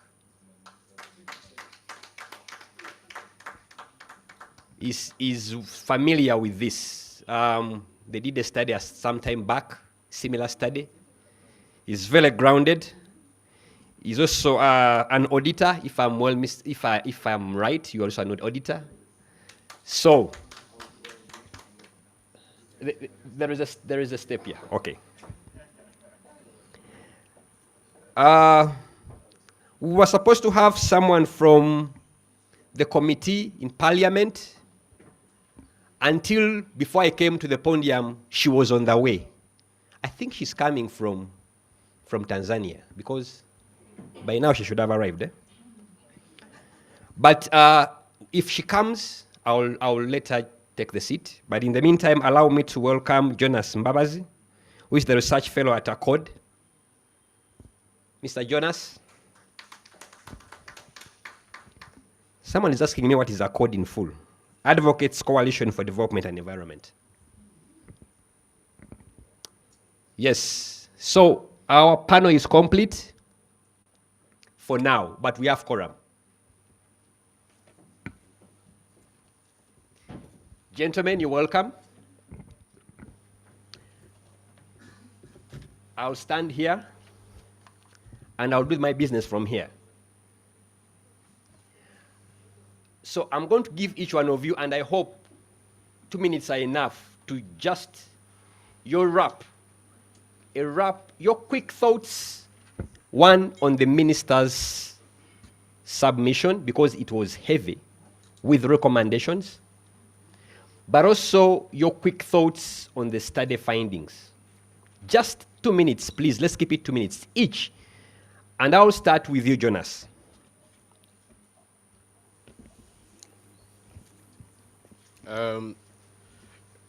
Good morning, ladies and gentlemen.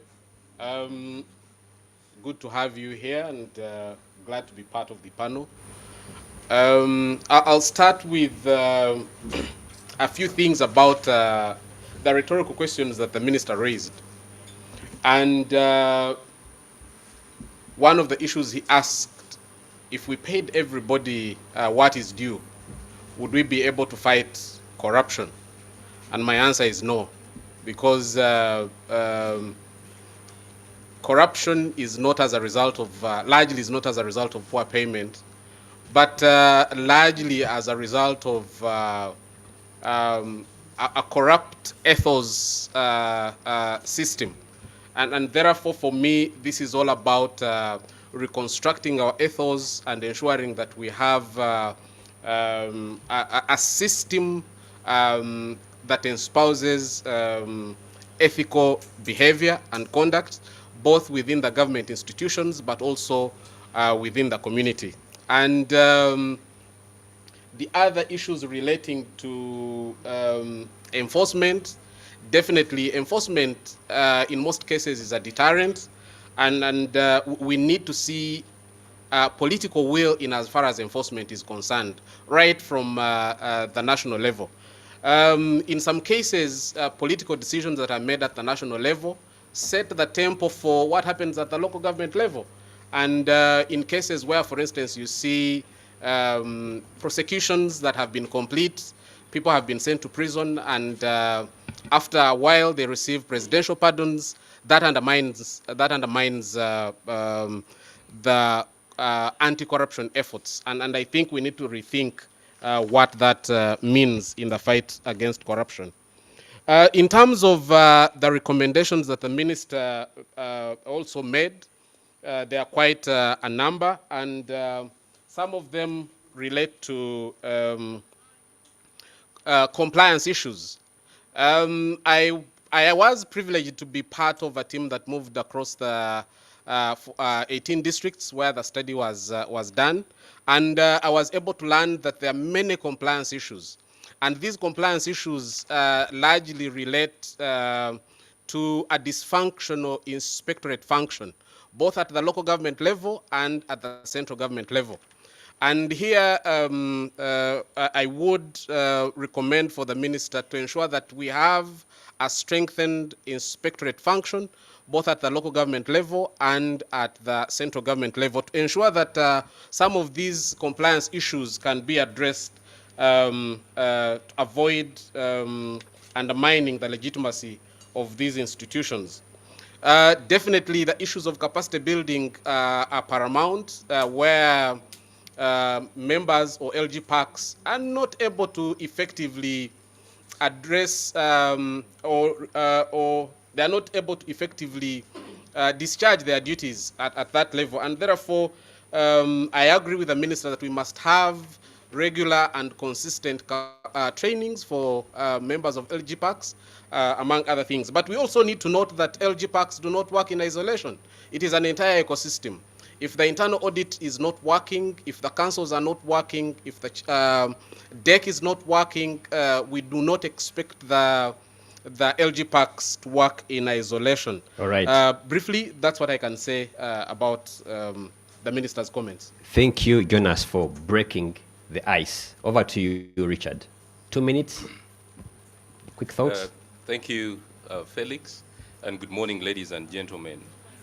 I think I would like to start with, before the minister's remarks, just to make it clear that the local government's allocation out of the national budget, 25-26, is actually about 8.5. So the local governments do not take the biggest share. So the biggest share of about 26.1% is to the Human Capital Development Program. So I thought I would make that clear, but that does not take away the fact that we have issues of accountability in the local governments. So for me, the takeaways from the minister's remarks is the commitment from government to tackle the challenge and look at possible ways of eliminating corruption, where we have talked about the amendment of the law, and that's the Local Government Act, Cap 138. So please, when you quote the Local Government Act, always quote 138. So we moved away from 245. And then 2 is trying to look at the full composition, because we've had constraints in terms of the membership, the composition of the local government public account committees, and the minister's commitment to ensure the full composition of the Lgpacs is critical for us to ponder on and then to see how do we actualize this. Lastly, I would want to talk about the aspect of financing and the trainings for these local government parks. And in 2017-18, I remember the Ministry of Local Government working with the GAP program, and we worked together, developed their handbook for the operations of the local government public accounts committees. Unfortunately, we had issues where GAP closed, but then the report, this handbook was launched during the COVID period, and the dissemination wasn't that effective. So for us to be able to leverage on the existing documents or on this handbook, we need to have it disseminated. So where we cannot conduct inductions and trainings, can we send out copies of this handbook to guide the operations of the members? So I thought I would start with those, especially coming from the minister's remarks. Thank you so much, Richard. Over to you, Ismail. Good morning, ladies and gentlemen. Good morning. I'm privileged to be here today, but also me seated here started working in a local government. So I also happen to interact with the Lgpacs in the local government, but also now at the ministry, at a policy level, and trying to look at the challenges the local government public accounts committee are facing. Ladies and gentlemen, accountability issues are as old as creation. You all remember from the Bible when Adam was asked, "Where are you?" He was failing to account for himself where he was. And I doubt whether God didn't know where Adam was, but he asked, "Where are you?" So accountability issues are as old as creation. And instead of Adam admitting, he referred to the partner you gave me. He couldn't admit that he was the leader. He was the accounting officer at that time. Now, the Honorable Minister has given us quite a number. And like he said in his speech, these are not new things. They are always there. But for me, I look at it from one angle. Majority of the people seated here are from the civil society and maybe private sector, and those may be online. I would ask a question that which family does public servants? Where do we recruit public servants from? So it's not a tribal issue. It's not a clan issue. It's not a family issue.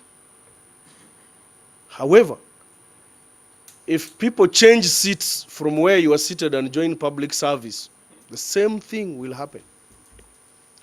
So the issue is about morality of the citizens of this country, way beyond what we are seeing. When you talk about public, who is the public? It's me and you, not so. The difference between me and you is an appointment letter I have and you don't have. So this question of the Local Government Public Accounts Committee, their work, and I thank the organizers of this meeting and those who did the assessment. It's an eye-opening. But the scope of the report was only narrowed towards Local Government Public Accounts Committee. The Lgpac doesn't work in independent. If you looked at the structure of internal audit, the district is supposed to have only 2 staff, 1 principal internal auditor and 1 senior auditor, who's supposed to audit all the primary schools, all health centers, all those roads you're talking about, and service delivery. Then based on his or her report, the Lgpac members are supposed to make their recommendations. Now, when you have a poor internal auditor in terms of the work he's doing, what do you expect from the recommendations of the Lgpac? So it's quite big. It's a big thing. Thank you. All right, thank you so much. Okay, lastly.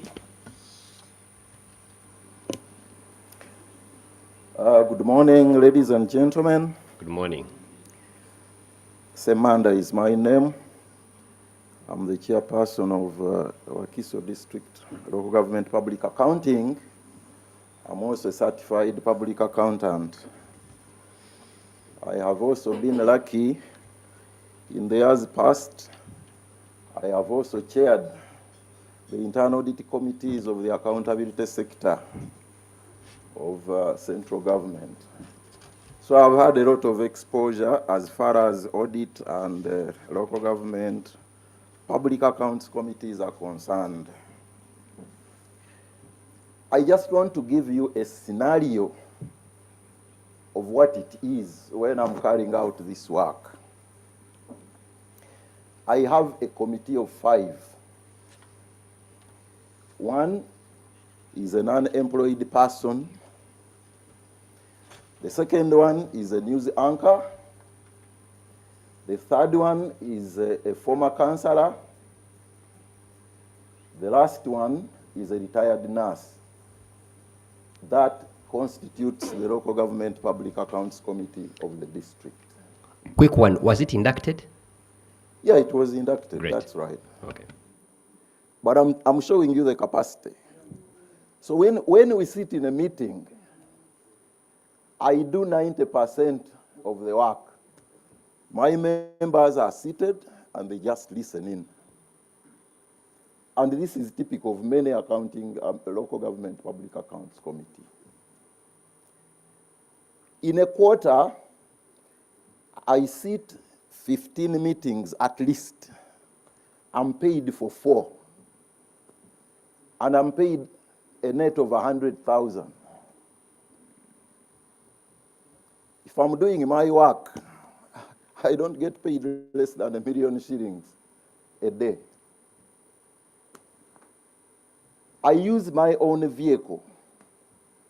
When I'm going to a meeting, I have no fuel. I spend between 50 and 100,000 to go to a meeting. Now we are talking about going to the field to inspect.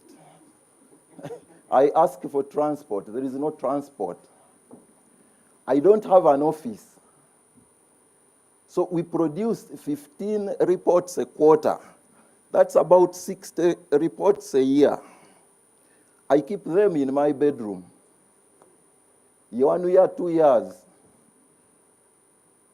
The secretary, who is the secretary to council, she's just an ordinary person. She's the one who produces all these 15 reports. And then I'm supposed to read through them and send them to government. 15 of them. Are they discussed? Yeah, we can't because we don't have the facilitation to do that. So when they are written, they are brought to me. I still have to go through them. And then subsequently, they are sent to the ministry. None of the reports we have ever written has ever been discussed by council. None of them. Why? They don't appear on the agenda. That's it. So you start wondering, really, why are we doing this work? We regularly send this report to the ministry. I believe I can be supported that we normally submit these reports there. But you never get a response. We have had an incident where there was a major fraud that was perpetuated in the district. This never appeared anywhere in the local government internal audit reports. It never appeared in the Auditor General's reports. Now, the committee does not have a right to institute an inquiry. You receive reports from the Auditor General, from any inquiry, from the internal audit. Now, these things never appeared. I took an initiative and wrote to the IGG's office to raise an issue, how we could go about this. And then the response, they said, we are investigating this matter. And no report ever came. Do we see this local government accounting body as having powers like it has been mentioned?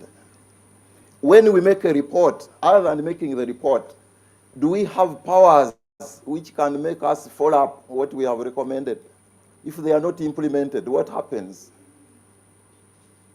So in conclusion, what I want to say, we have structural problems the way the local government accounting committee has been set up.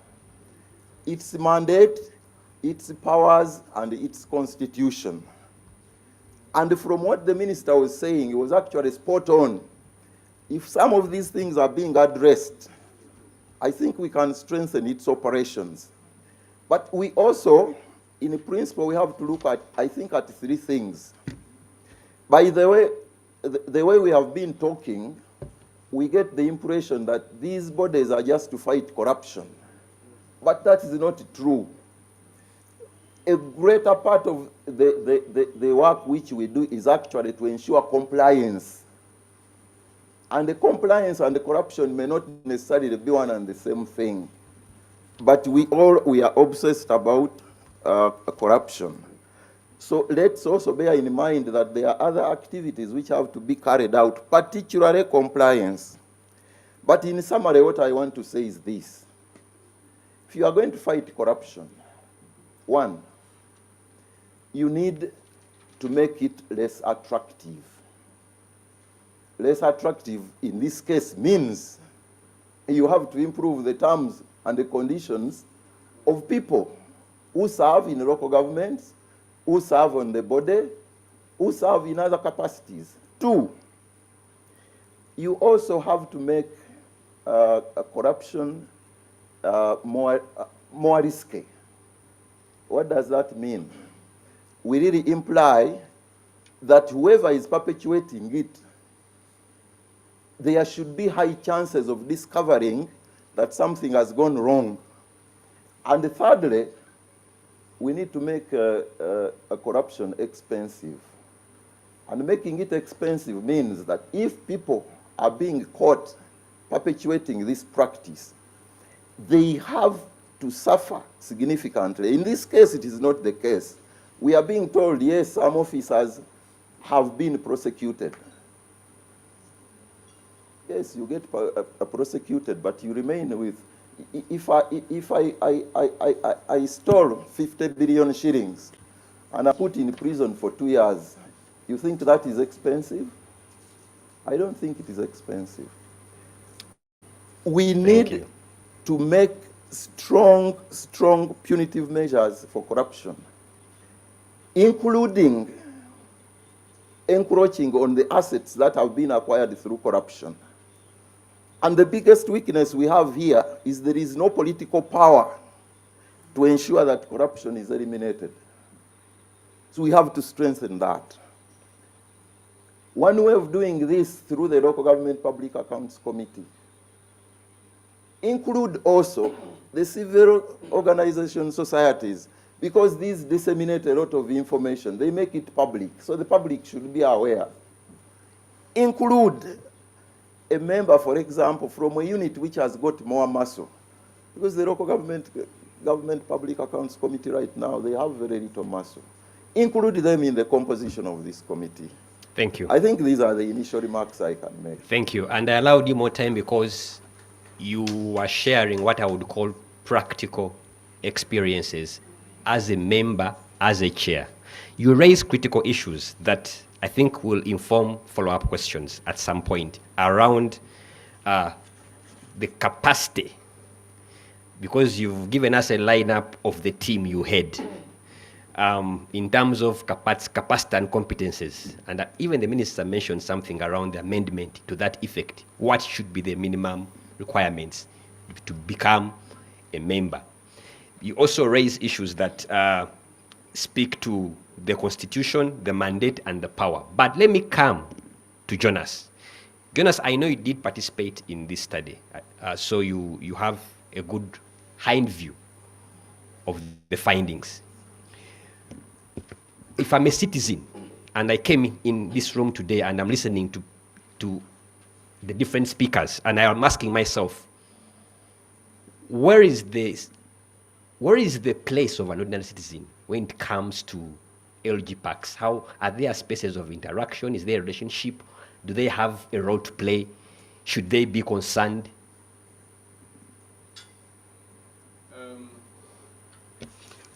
Thank you so much for that question. I'll begin by an experience that we had while moving across the country when we were disseminating the findings of this study. There's a common question that we usually asked the groups that we interacted with, and the question was, how do the citizens perceive you when you go out to the communities to interact with them? And the anonymous answer across all the 18 districts was that the public views public servants as thieves. That was a common denominator across all the 18 districts. And for me, that spoke volumes. That does not mean that there are no avenues for citizen participation, no. There are quite a number that are provided for within that decentralization framework. There are budget conferences that are supposed to happen at the lowest level. There are barazas that the local governments have been conducting.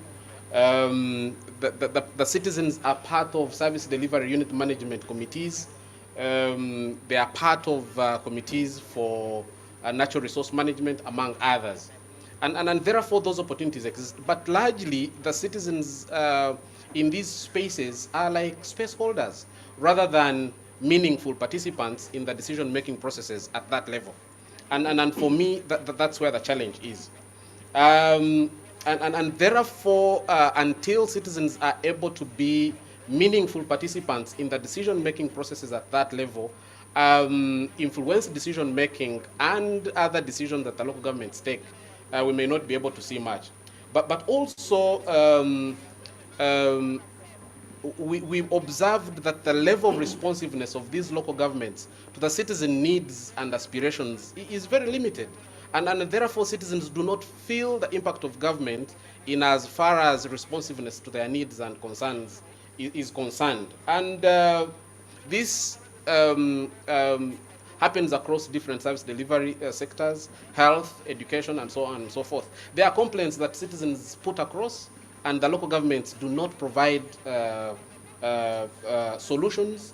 They do not provide feedback on a number of issues that they raise.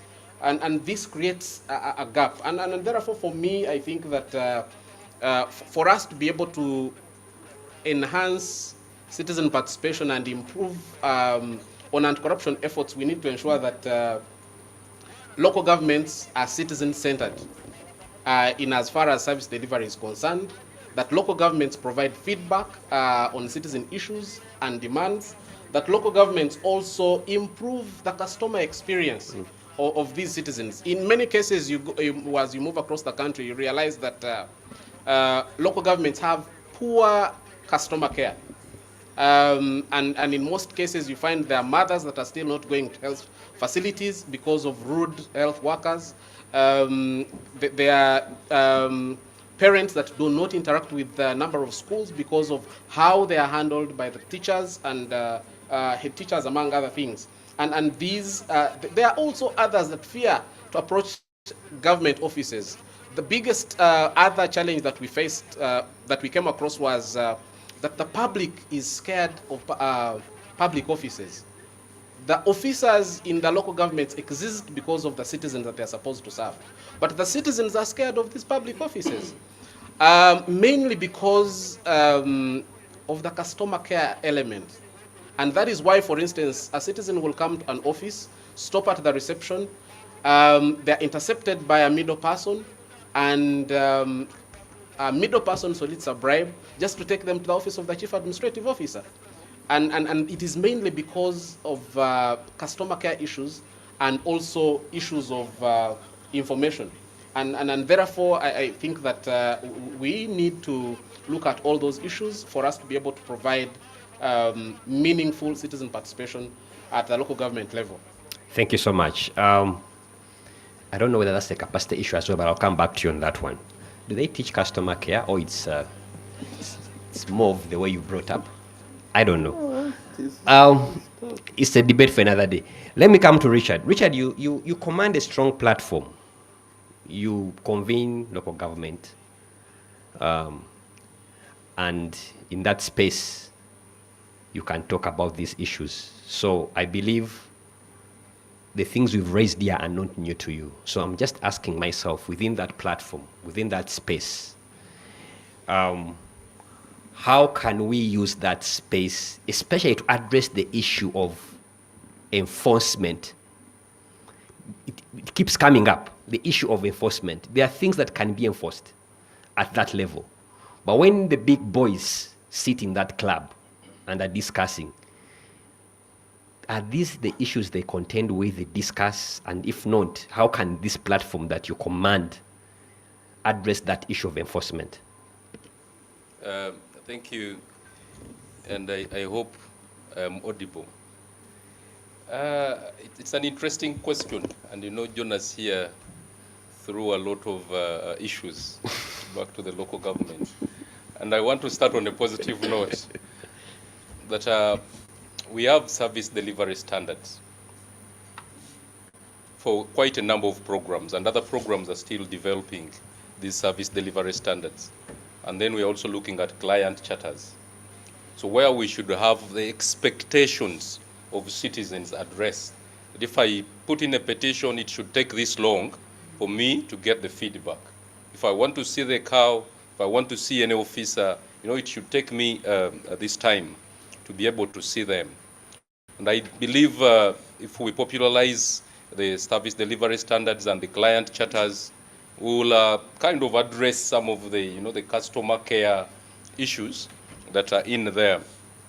And yesterday I had a conversation with one of the doctors that indicated he attends to over 40 pregnant mothers a day. A day. So he says, you can imagine I report to work at 8 a.m. and I leave office sometimes at 10. I must see all these women.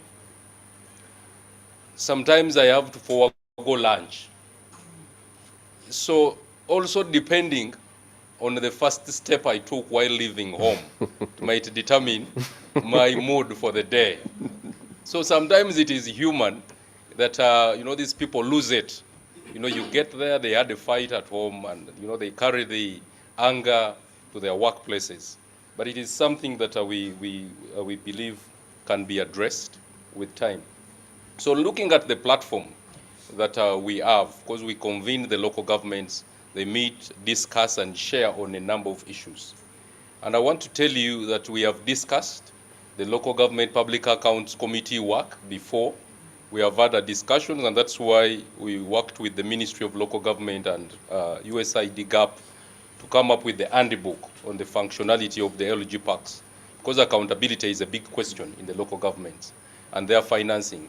That's why you also see we urge our members to use part of their local revenue to facilitate the sittings over the local government public accounts committees. Because yes, they're supposed to be facilitated from the consolidated fund, but what do you do if funds are not coming through? So we must look at the available resources. So we use these platforms, one, to share experiences amongst the members on what's happening in the different local governments.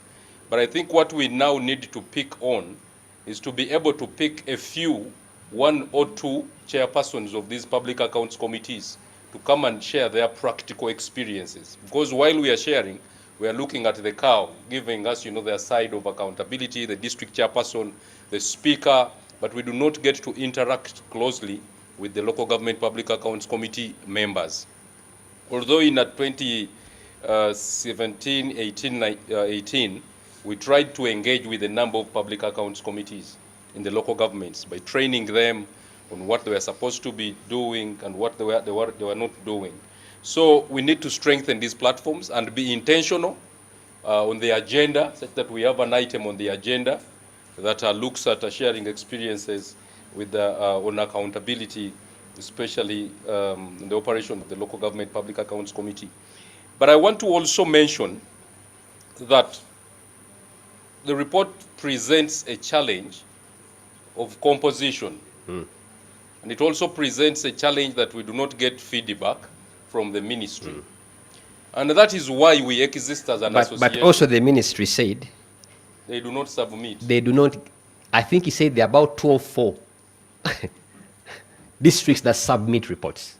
That is a good issue to discuss on, and I think Ismail is here. He will share. I may not be very exact with the statistics now, but previously I think quite a number would submit. I want to, the world has gone digital. So for us, to keep saying we submitted, the reports are missing along the way.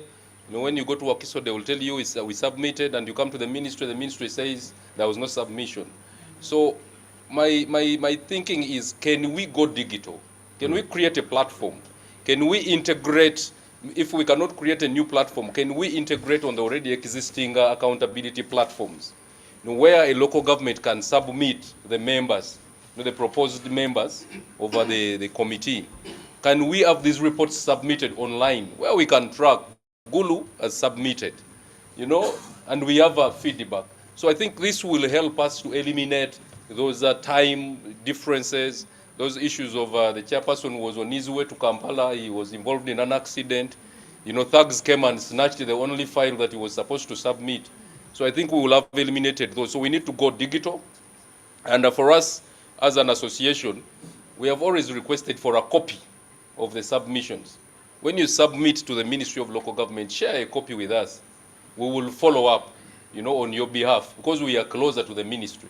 So we can, at any point in time, just knock on the door and say the PS, hey, we received communication from Chira. We received communication from Kisoro that they submitted and no response has, been provided. So I think it is important that we keep that communication flowing.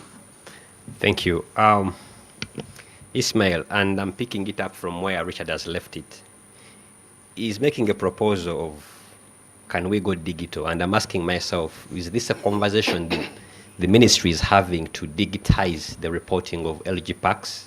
But also, as you do your work of compliance and all that, some of the challenges that have been raised, I'm so sure that you are familiar with them. But is it possible, or what's your take? And now that the minister is not here, the minister says that he doesn't receive the reports. But I think you're the right person to tell us whether the districts submit reports. And if they do, how are we performing in terms of submitting reports? And what are the challenges? And can digitizing the process be a solution?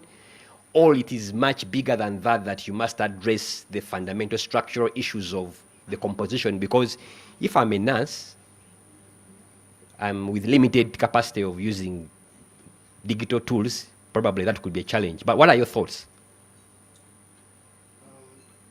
Thank you very much for those questions. First of all, allow me just before I answer that, talk a little bit on capacity.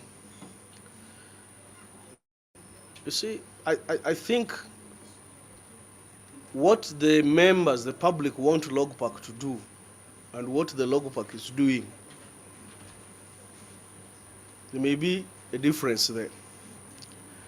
Remember, the Local Government Public Accounts Committee is supposed to examine reports of professionals, town auditor general, and a report of a properly constituted committee. So, if you are conversant with these reports, more especially from Auditor General and internal audit, by the time they are saying Ismail did not account,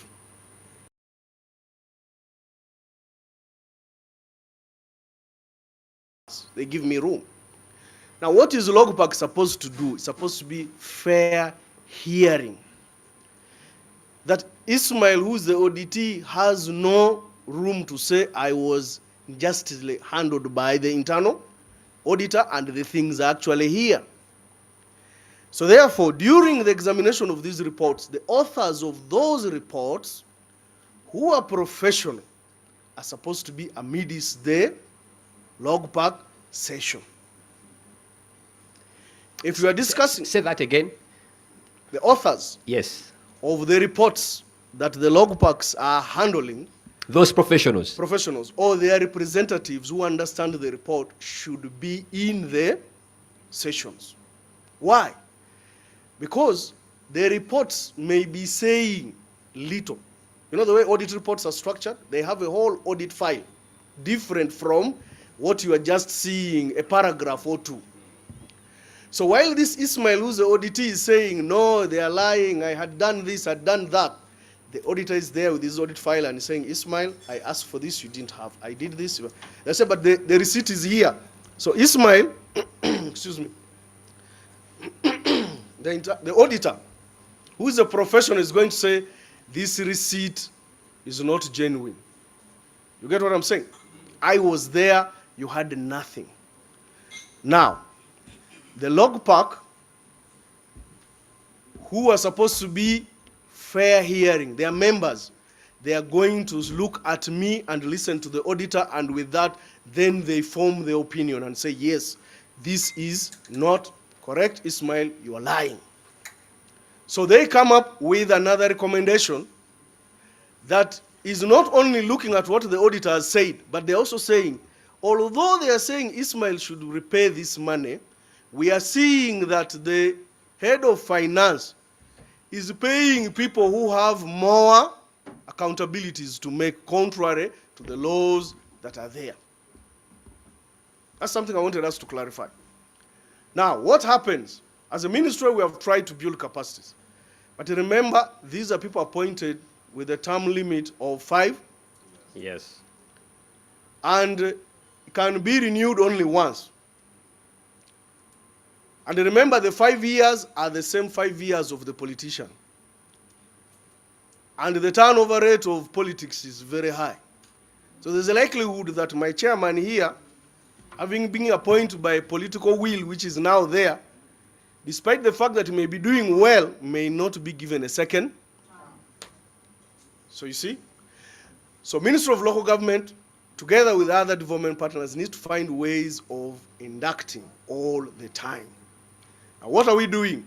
We have come up with the Lgpac guidelines, but we also need to come up with the training manuals that we need to have it there. So if any of the development partners want to train, then you come and we give you the what? The training manuals. We have had scenarios where development partners have gone to train and their training is contrary to the laws. They have trained as if these are supposed to be biting dogs to move around. No. These are fair hearing committees. Two, when we come now to the issue of the tool, the ministry, with the support of DINU, Development Initiative Northern Uganda, came up with what we call a Lgpac tool. The tool is that after manual sessions, the secretary to the Local Government Public Accounts Committee, and before that, immediately the internal auditor has generated his report, or Auditor General, he uploads the report on the tool. The tool is web-based, and in that tool, the Secretary Lgpac can now, after receiving the report, go ahead and schedule meetings based on the reports that has been received. And he can equally invite the auditees based on the report he has received. And all the auditees, the respondents, who are local government staff, will be having access to that tool. It's an online tool? Yes, it's going to be an online. We have not yet rolled it, but we have tested it. It's ready, only we are getting some budgets to see how we can roll up that tool. And I think this is a point where the minister also called for support from the development partners. So if there is any support, we're willing to roll out this. Now that tool is so good to the extent that civil society can have view rights to view. Now in that tool, when the Lgpac members sit manually and finish with all the session, the minutes, the recommendations are uploaded on the same tool.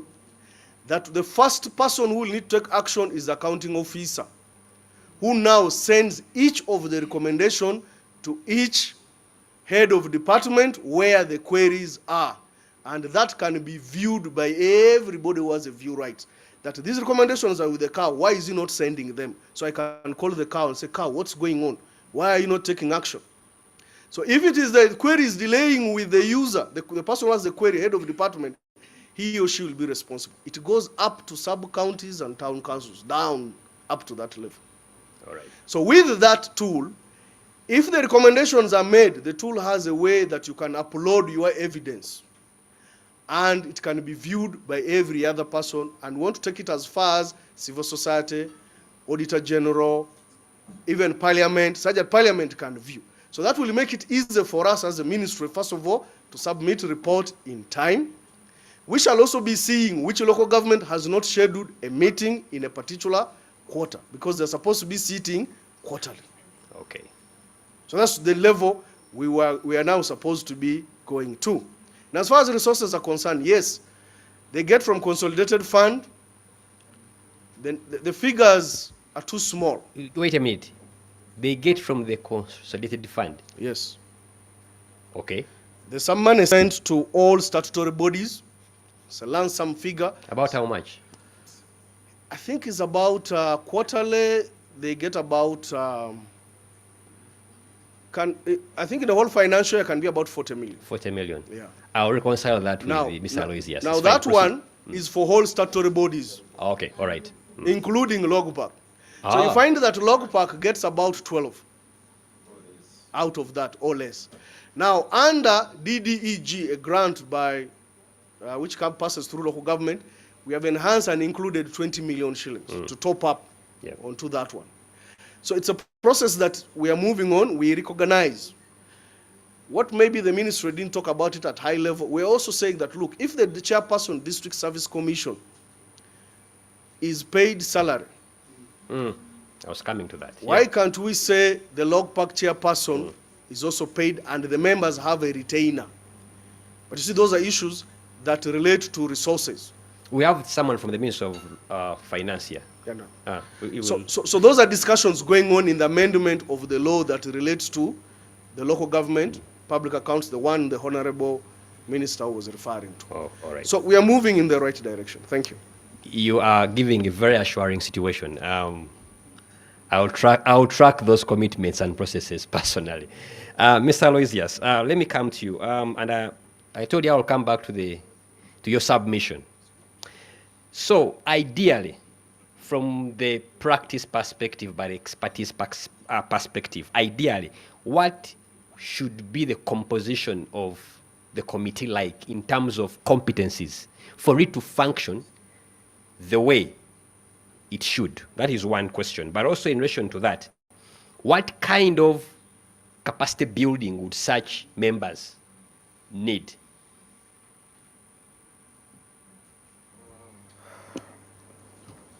Well, that is interesting.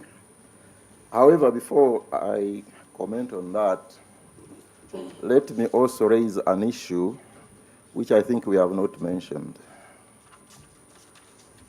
The Local Government Public Accounts Committee receives the report of the Auditor General, but also these reports go to Parliament. The same report? The same reports. Now, there is a problem there on how to deal with these issues. I think we need to classify what should go to Parliament and what should come to local government public accounts committees. Otherwise, we usually duplicate this. And when it comes to recommendations, it also becomes difficult which ones should be followed. I also want to comment on digitalizing the reporting. What scares me about that, of course, digitalization makes it very simple. But do we have the capacity in the Ministry of Local Government that is going to be able to handle these? Because the sheer volume of the reports we are talking about is huge. I have explained it to you just as an example. We produce about 15 reports every quarter, and then there is an annual report. We are talking about 120 how many districts? You can imagine the volume of work we are talking about. Now, our district I think has been a bit more creative. They have actually put in place an officer whose responsibility is to monitor the recommendations of the committee. And I think the local government needs to pick that as an example, that probably in the establishment, we should be able to identify an officer in the district who would be able to monitor that these recommendations have been made and they're actually being implemented. Is he paid? Is the officer paid? He's one of the staff, but he has been isolated and given the responsibility of monitoring the reports and the actions that are being carried out. But it's not, it's not in the establishment of the district. Now, where do we come to capacity? It is challenging because we are talking about a country with diverse skills and competences. Few were just finding someone with financial background who could probably chair a committee, it could be possible. Some districts, you may not even find the one who has got the capacity. So when these are being prescribed, I think we need to consider across the country to see that what you actually put in the law is able to be met by different districts. And I think that's how they ended up with an A level. But it is proving problematic. It is proving to be, I mean, this is a specialized body. It needs specialized skills. So which are those skills? Well, there are skills which are financial, accounting and finance. A lot of the issues that arise in these committees, it has something to do with accounting and finance. But that is not the only issue. They are legal, they are procurement, they are human resource. So it is a diversity of issues. But foremost, we need to emphasize a background that has something to do with finance and accounting and general administration. People who should be skilled at that level. A level is totally unacceptable. At the level the committee operates, that's not acceptable. At least we should be talking about someone who has got a degree, reached a degree level equivalent, and has got substantial experience in a work environment. It may not necessarily be local government. Me, I've never worked in local government, for example. But it has to be something to do with, so that you can comprehend the issues that relate to money, that relate to engineering, that relate to procurement, that relate to HR. So really, like the minister said, we need to step up the qualification of someone who should be appointed to this committee. Now, the challenge is the appointment is carried out by the executive. Actually, it is the council who approves the appointments. And believe me, the council we are talking about does not have a qualification in itself. Now, if you are going to, this is, let me just put it. As it is, bluntly. It was easier to approve the members I've mentioned on my committee than to approve me to sit on that committee. I can tell you from practice, yes. It was more difficult. I actually had to appear there twice. And you understand that they are looking at a person who is very high up there. And the query would be, well, you know the rest. Yes. So the question as to who actually appoints. The appointing question. It is very, very important. Who appoints? I have explained to you earlier, and I told you, for all the years, first I was a member, and then I became a chair. I have not been invited to attend the council on issues that relate to reports of the local government accounting committee. Why? We and know I the keep answer. posing the question. And then, you know, when you issue the report, okay, we have looked at the report, but it doesn't have to go to council. Because you are going to raise very critical You issues. will become a small stone in the shoe. Right, that's right. So the appointing authority, this is very important. Now, the capacity of Lgpacs is important. But I want to borrow from my colleague here. I gave you an example. He was talking about Adam being asked, Adam, where are you? And you know, Adam said, I am naked.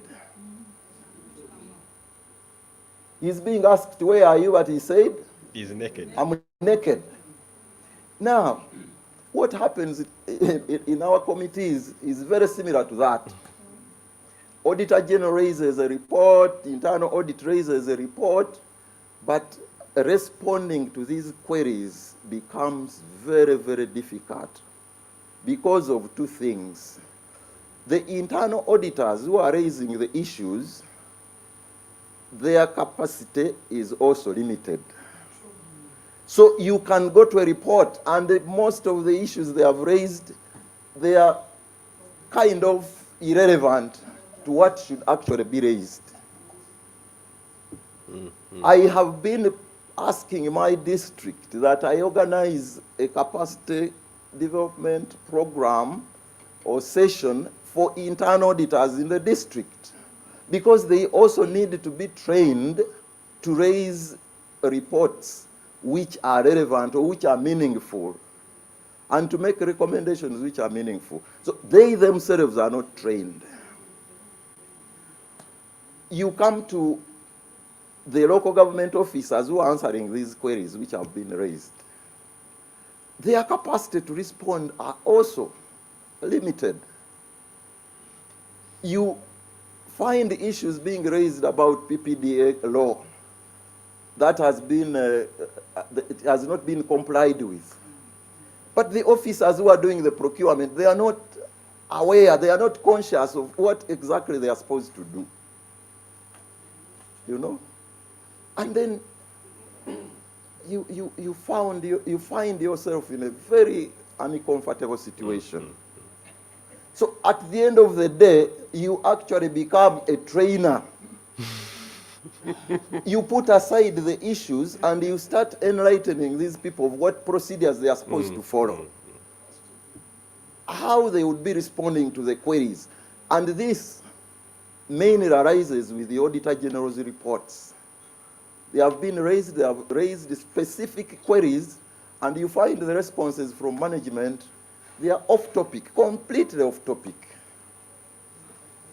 So you start explaining what exactly was the Auditor General raising? What are you supposed to respond? And then they go back, because you can't now start condemning. Oh, they have to go back and then again dig out the responses which are appropriate, because you can't commit yourself to making reports to the minister which are meaningless. So when you are talking that you should be probably having 4 meetings in an entity, they get, because next time you have to come back and get the responses which you are supposed to receive that time, and you did it. So capacity development is not only about the committee. Yes. And I think at one time, a few years ago, there was a lot of capacity building for local governments. Government seems to have come to a conclusion that now these people have been trained enough. But every other time, the staffs change. Yes. You know, the most embarrassing thing you get is to get a report on your committee done by an internal auditor, and the report is lacking. They are raising issues which don't make sense. And then instead of raising the issues to the people who have been audited, you start raising them with the people who have actually done the report. And that is very, very common. So priority should actually be given. If you put aside all the other people, because the district is, but for this particular functionality, we need to develop the capacity of the internal auditors Foremost. Foremost. All right. Thank you so much. I'm going to now come to the audience before I'll come back to the final round because I'm also mindful of the time. It's now midday. So I'm going to open it up to the floor for your quick comments. Keep them brief, and if there are questions, direct them to the responsible person to take note and respond at the appropriate time. I have a question to the gentleman from the Ministry of Local Government, from the Ministry of Finance, Planning and Economic Development. There's this issue around financing, and I know we can never have enough resources as a country.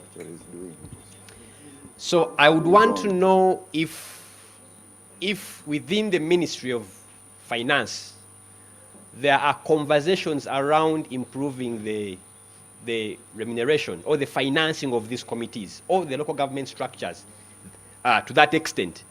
But also if they are exploring creative ways or innovative ways of raising resources to finance these structures, because it's becoming clear that they must be well-resourced to function. I need to get some sense of what the ministry is doing to that regard, because if this issue is coming up, I'm sure it has already reached the Ministry of Finance. So there was a gentleman, allow me to start with you.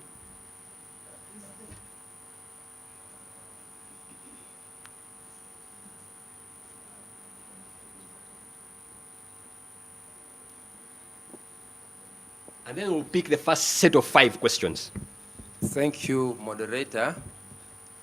Let me also take this opportunity first to thank ACFIM and National NGO Forum and the development partners for actually having financed this study, of which we are deliberating upon. A number of issues have actually been mentioned, especially on the findings. I will not actually repeat them, but I will possibly emphasize on a few. It has become very clear that the local government parks actually lack capacity. The funding is also another very big issue. And this therefore now calls, one, for policy recommendation. The minister did actually guide on so many steps that are supposed to be done in order to improve the functions of the local government accounts committees. The other issue is also on the capacity of members. I don't know how this one will actually happen, because if you look at it this way, some of us come from like Aberumaido, getting the master's degrees and of course the bachelor's degrees may possibly be a problem. Then looking across also, at the national level, we still maintain the A level for members of parliament. So I don't know how this one will work out, whether you have the chairperson park having a master's and then at the national level you're having A level. So those ones actually some of the issues that we may actually look at it in terms of amending the laws. Specific to the issue of funding, as the minister said that the local governments are fairly funded, though there was a disclaimer here, but I think the focus has not actually been on the local government park. And actually would like to thank the organizers for first creating the awareness. Ours is now knowing that yes, these parks are very important in terms of accountability. So what do we do? Because this service commission chairpersons actually get salary. And we could actually start, for now, the chairman parks would also get salary.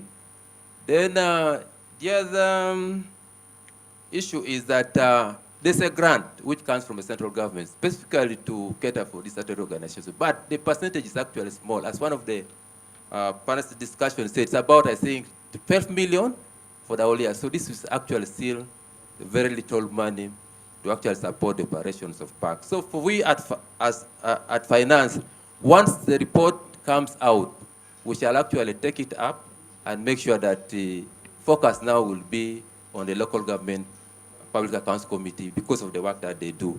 In terms of resource mobilization, I know besides the grant that comes from finance, they also use part of the local revenue that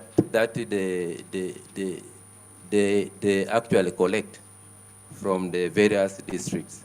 So for now, I think I can stop there. Thank you. Thank you so much. First, what I'm picking, my takeaway there is that when the report comes out, I think they will have a conversation around improving the financing aspect to this committee. I think that's a very good commitment from the ministry. Okay, so now the mic can move. Let me get the hands first so that I can see how I proceed. Okay, you already have the microphone. You grabbed. Okay, so I'll start with the gentleman there. Wait a minute. So you number 1, number 2, number 3, number 4, number 5, and number 6.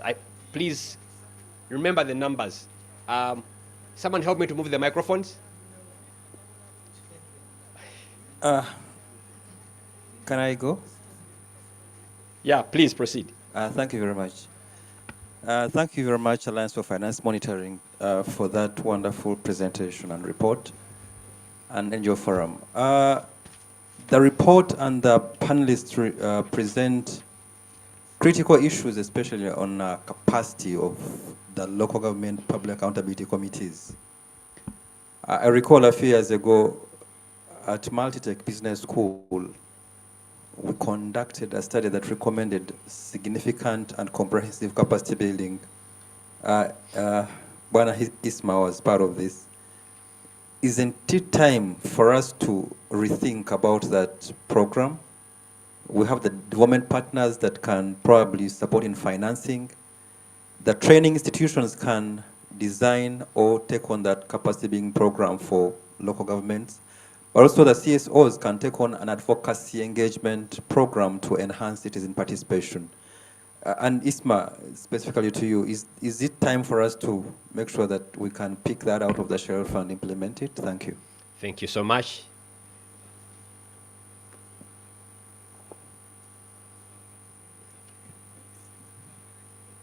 Thank you, moderator, for keeping it light. And thank you to the panelists as well.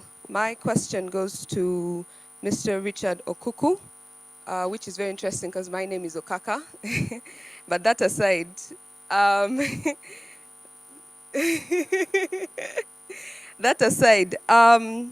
you made a comment to a certain comment by Mr. Jonas Mbabazi, who mentioned that from the public there is the issue of having poor customer care. You mentioned that we have service delivery standards. And my question is, who has access to those standards? And if it's the public, what have you done to ensure that they are aware of these standards? As a victim of poor customer care, I know I'm not alone here when it comes to LGs. I think it would be important for me to walk into an office and when, let's say, things like duration that are outlined in the standards, I'm able to hold up a guidebook or something, a paper, and say, look here, this is what your services are supposed to offer. You haven't delivered in this time. That gives me the empowerment to, stand tall and actually, seek the services that are meant for me. Yeah, that's definitely my question. Thank you. Keeping it brief. Number 3, you remember your numbers. Who was number 3? Yeah. I baptized your numbers, so you should. Thank you very much, panelists and everybody. Mine is a simple one. Name, please. My name's Joel Atim, once again, from Ministry of Local Government. Mine is a simple one. I wanted to find out about capacity in terms of gender. We have moved over the country and we found out that there are some PAC members some PAC committees who don't have particular gender in their committees and they say they cannot have it. How will the civil society help us in building the capacity of these members to ensure that we have full composition of PAC members? Thank you. That's a question to Jonas. Number 4.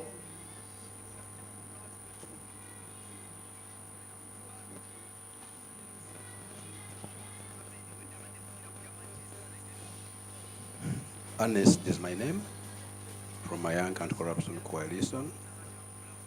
To the chair, Local Government Public Accounts Committee,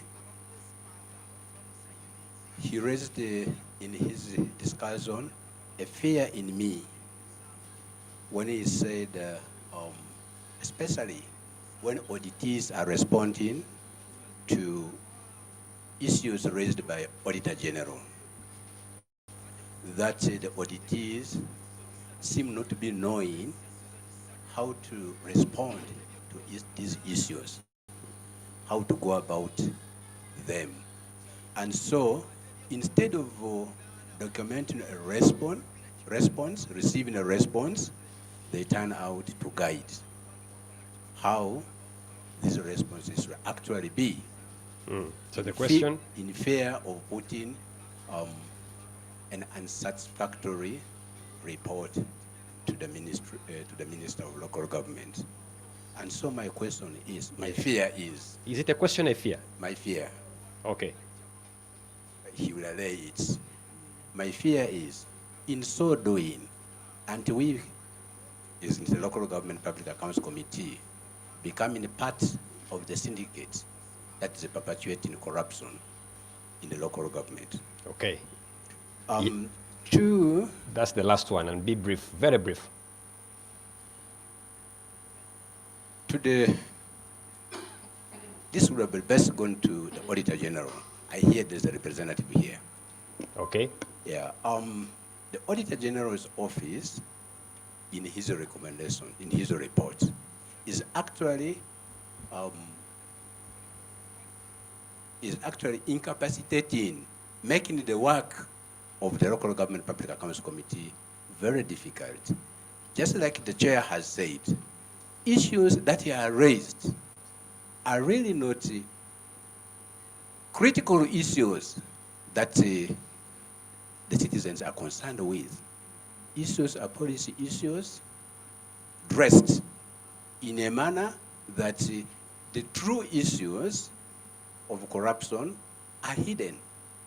And so, the Local Government Public Accounts Committee is reduced probably to only acknowledge that, yeah, these are policy gaps, and so may the Senate take responsibility. And as a result, the accounting officers are always asked to work, to follow it up with their responsible ministry.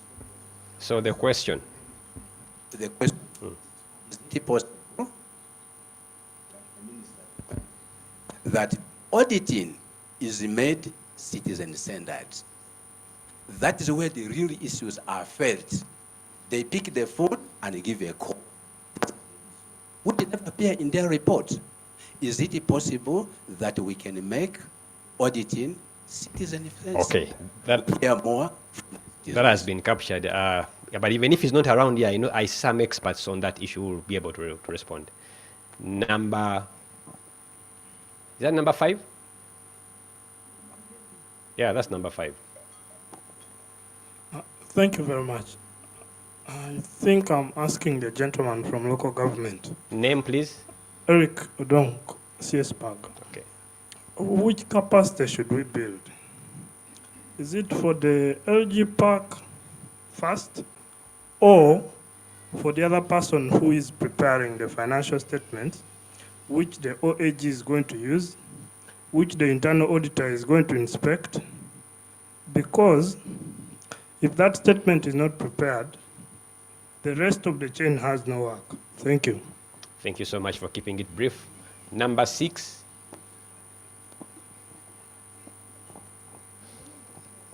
Thank you very much, moderator. My name is Fred Ojoko Ngom from the Ministry of Public Service. Wow. Okay. Unfortunately, I don't know if I can be as brief as you want me to be, because a number of issues have been raised which concern me directly. So I thought I should just clarify some of them. Okay, please proceed. Just give me a little time, not too much time. I'll try to be as brief as possible. Yeah. So, number 1, I will comment. One of the panelists mentioned something about strengthening inspection. I think I totally agree with that.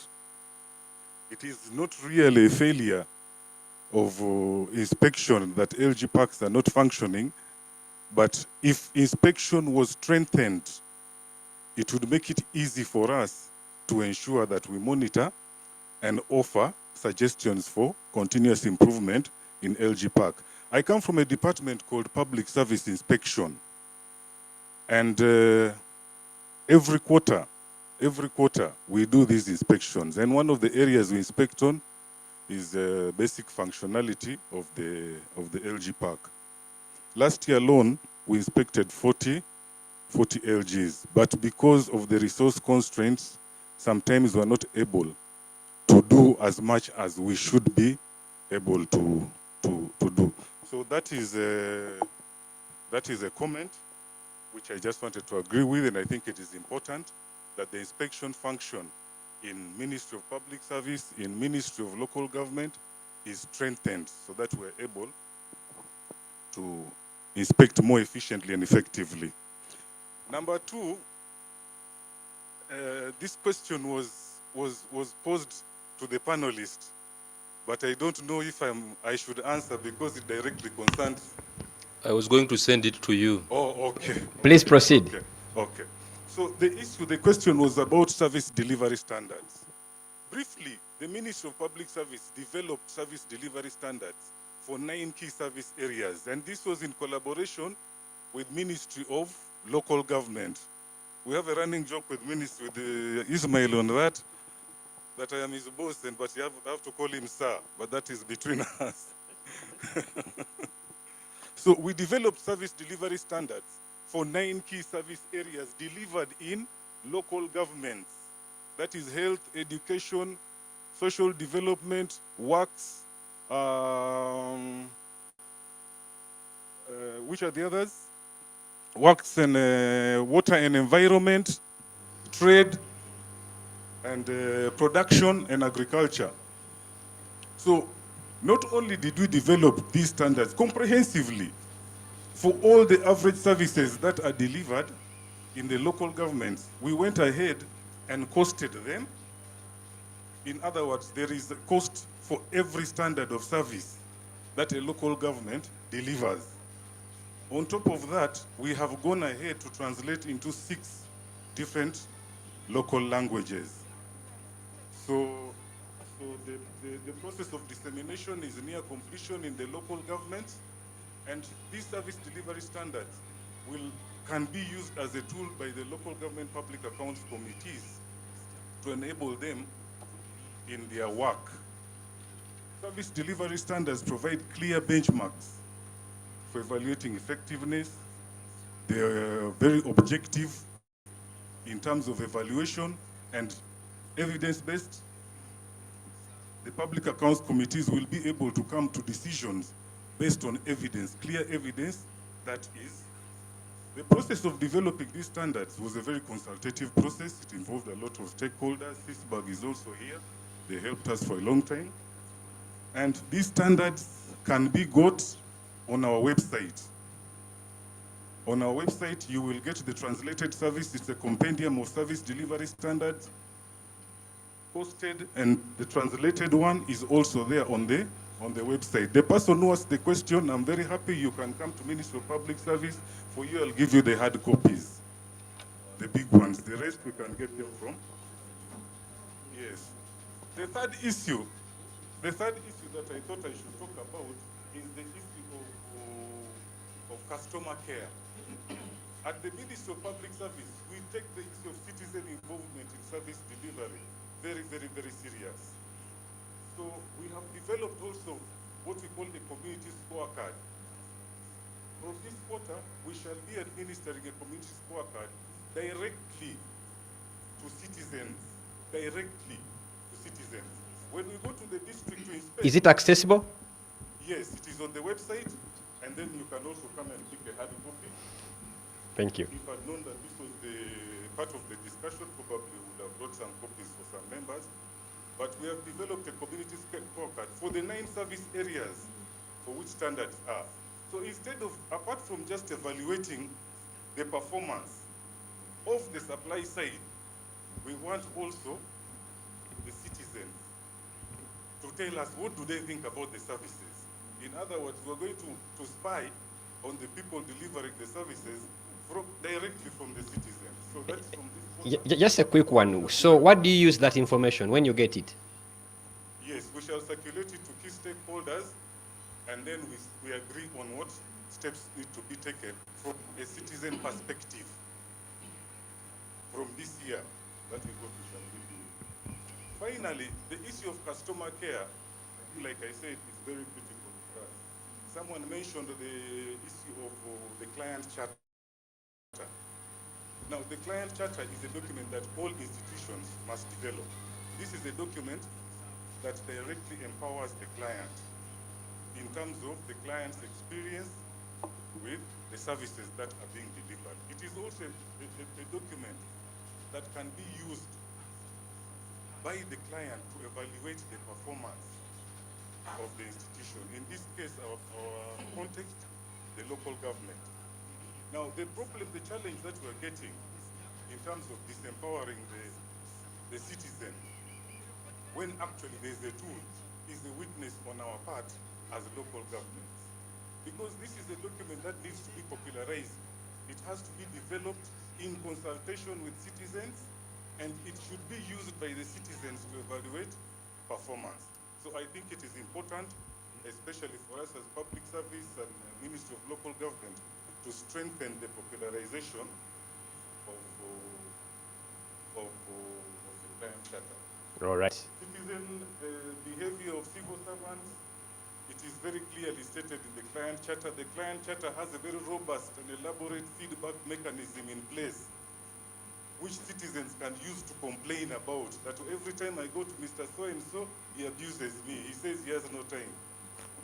But again, we don't, because that is the centrality of the client charter, the ability of the citizens to give their feedback and complaints on the services and the behavior that they're encountering. We also have, in summary, we have what we an induction program, and in that induction program for new citizens, for new employees, which is supposed to be refreshed every few years.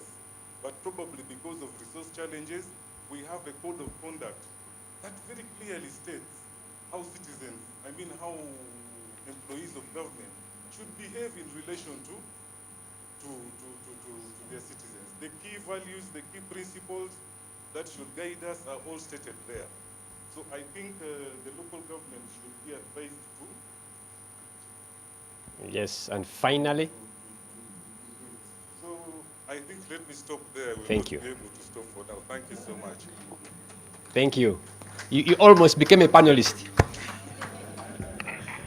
which is okay. Allow me, I'm just going to there are two hands here, and unfortunately, they are from my bosses, so I cannot say no, I may not have a job. So I'll pick them. There was a hand from Canon and a hand from Angela. So let us pick those questions and then get back to the panel and wrap it up. Thank you very much. I just had a question which is relevant for both ACFIM and the panelists. When do you, this project is supposed to have had some capacity building. Have we already done it? Are we planning to do it? If we are planning to do it, if we haven't done it and we are planning to do it, we need to schedule to do this training after the elections. It's a question and advice. It's a question and advice. 2 in 1. If there is any capacity building to be done, let's target to do it. I hope the donors can agree with us to do it after the elections. Okay. Angela? Thank you so much. I just wanted to share, it's not a question. I just wanted to share a solution, what we can do as civil society to make sure that recommendations are not shelved. Because in Rwenzori, we've tried it and it has worked well. We have what we call the District Integrity Promotion Forum. So that forum is very important. We bring in the DPAC chairperson, and this report is, because the chairperson is there, the RDC, all these other stakeholders are in that meeting. So we always share that report in that meeting. and also schedule the time frame and the plan when the cow will act on these issues and follow it up. Also the Auditor General's report, also the procurement monitoring report. So we always put all that into that forum and the cow is present. So he's able to know that these people are following me, citizens, many people. So it helps him to act on these issues, all allocate officers to take action on the different issues. Then the other issue I want to talk about, what we've realized, the internal auditors' capacity, as he's saying, it's very true. Many internal auditors produce reports. Me, sometimes I think it's a form of corruption, because an internal auditor is a trained person. I think unless maybe it goes back to the service commission, how you recruit. There's corruption in how they are recruited, so you bring corruption, garbage in, garbage out. Because I do not expect an internal auditor, you're calling them chief internal auditor, to produce a rubbish report, which we are going to, I've looked at some rubbish reports, I will not say which district, and I'm like, even me who is a lawyer, I can produce a better what? A better report. Yet I'm not trained in that area. So you find that they may be using it also as a form of corruption to hide information. Someone just brings something, because like, anyway, I'm accounting. Or maybe if they are really incompetent, there must be something which is done at their recruitment. Maybe you also heighten the standards of recruiting those people. Because how can you produce a report which cannot even be discussed by the executive? Actually, that's why sometimes they refuse to look at these reports, because when you look at it, you're like, what is the issue? Even when you reach in the meetings, because I brought some of them in our forum. That's why I'm speaking like that. And when you look at the internal audit report, the RDC is there, everyone is there, we are reading it out. Now we all start looking at each other and we say, but this report, you're not supposed to have said this. You're supposed to have, like what he said. Then we are like, why are we discussing? Why are we wasting people's time? So some of these things will need to be addressed, but I think it goes back to the way they are recruited and how they are kept into the service. Thank you. Thank you so much. Hand wasn't up. And mine is just a very quick one. I just want to thank everybody. And mine is actually an observation that throughout all the comments, the remarks, I realized that as civil society, there are quite a number of opportunities here for us to come up. I want to call them follow-up projects from this assessment. There are a number of opportunities for us actually to work with various government departments with specific projects to support these various areas as a solution. Because when you listen to different presentations, you realize that they are within government, there are some initiatives, but they are not yet at the level where they are actually supposed to benefit the citizen, because lack of resources or there are other limitations, whereby if civil society together with partner organizations come on board, these would come to actually fruition, and the common person would actually benefit from this. Thank you. Thank you so much. So now turning to the panel, and this is the last lap. So you will respond to some of the questions raised, some of them, but also give your last parting shots, and then I'm giving each one of you five minutes. Before you take it up, Jonas, I also have a question for you. I've been hearing a number of spaces and interventions, initiatives that are available within the different agencies. I've heard from the submission of the gentleman from the Ministry of Public Service, Ministry of Local Government, some of the things that they're doing. And I'm asking myself what CSOs can do to, one, connect the citizens into those spaces effectively and represent the voice of the citizens. And also, how can you help them to access some of these reports, access some of these spaces? How best can CSOs fill that gap and play a role of a midwife, but not a role of a gatekeeper? Thank you, moderator. I think CSOs have already started. and us being in this room demonstrates that civil society organizations can be able to facilitate platforms for multi-stakeholder engagement on some of these issues. That is one. Secondly, the report that we're discussing today also is a step in the right direction, because what we are doing right now is evidence-based advocacy. And the issues that we have raised here and the assurances from the minister, for me, are very instructive on the direction that civil society organizations need to take. And on that basis, I think we need to emphasize the issue of stakeholder engagement frameworks between civil society organizations and government agencies. There are very many innovations that colleagues have talked about in different ministries. We have learned about, we have heard about the service delivery standards, the client charters, the online reporting platforms. All these are tools that we can be able to pick up as civil society and popularize and engage the public to ensure that we improve on the accountability within the local governments. But also, the civil society organizations can be able to co-create with government agencies on a number of platforms and other tools so that we improve the efficacy but also the uptake of these interventions. Coming up to the issues that emerged from the audience, I needed to comment. I need to comment on the comment by Mr. Tim on how we support local government to find women representatives on these committees.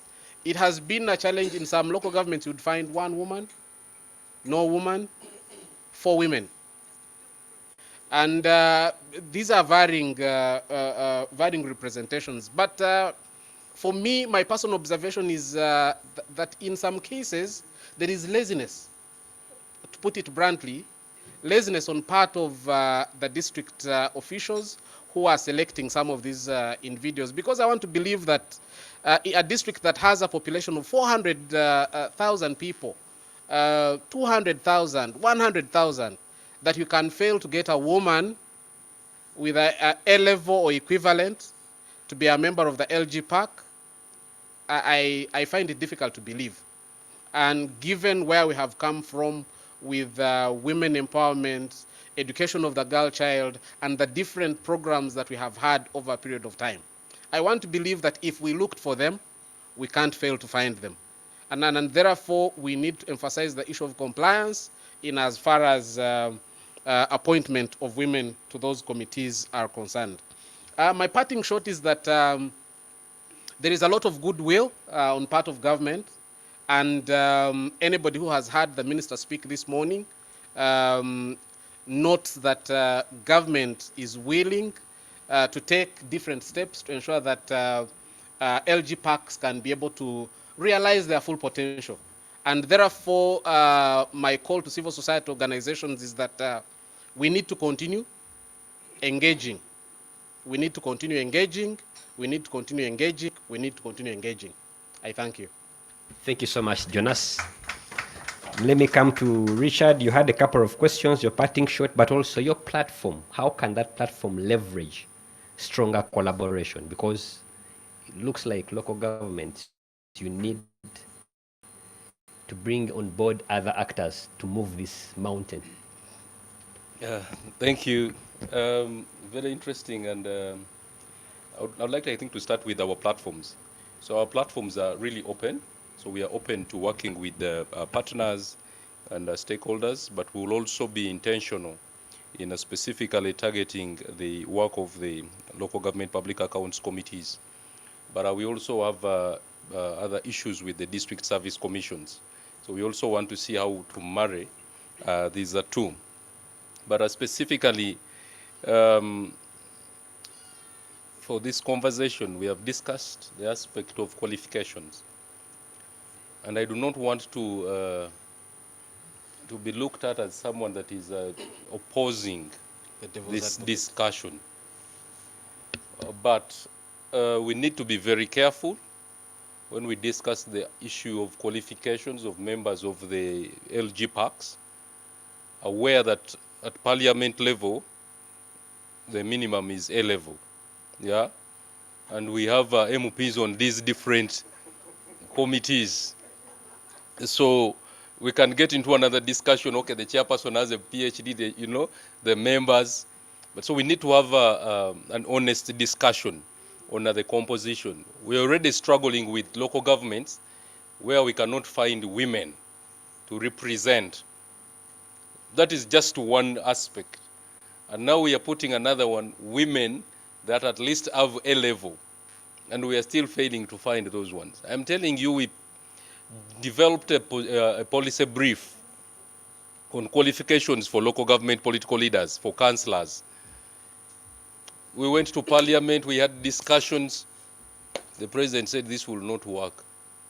I know there are areas where my electorates have not attained that level.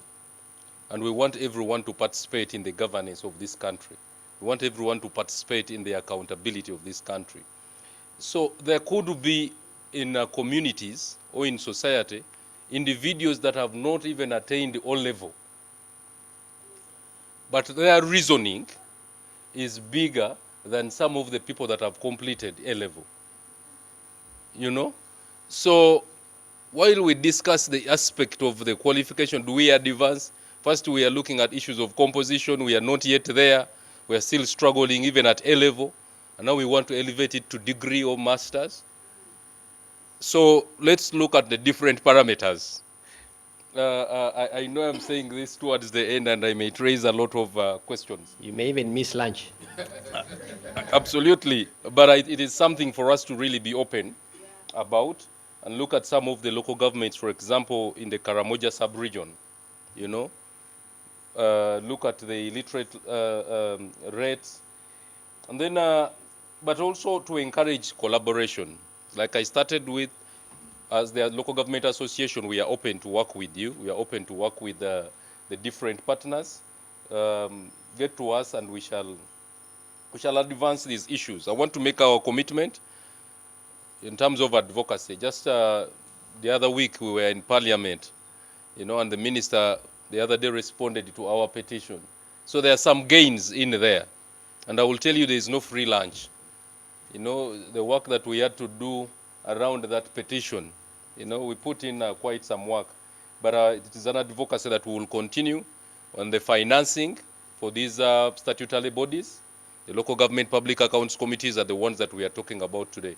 So we will be deliberate in continuously pushing for their financing and induction, aware that we are still struggling with the induction of political leaders in this country. So while we discussed with my brother Henry the aspect of the Land Cruisers, those double cabin pickups, and we considered, we were talking about about 200 to 280 million. These entire 5 years, the political leaders in the local governments have gone without vehicles.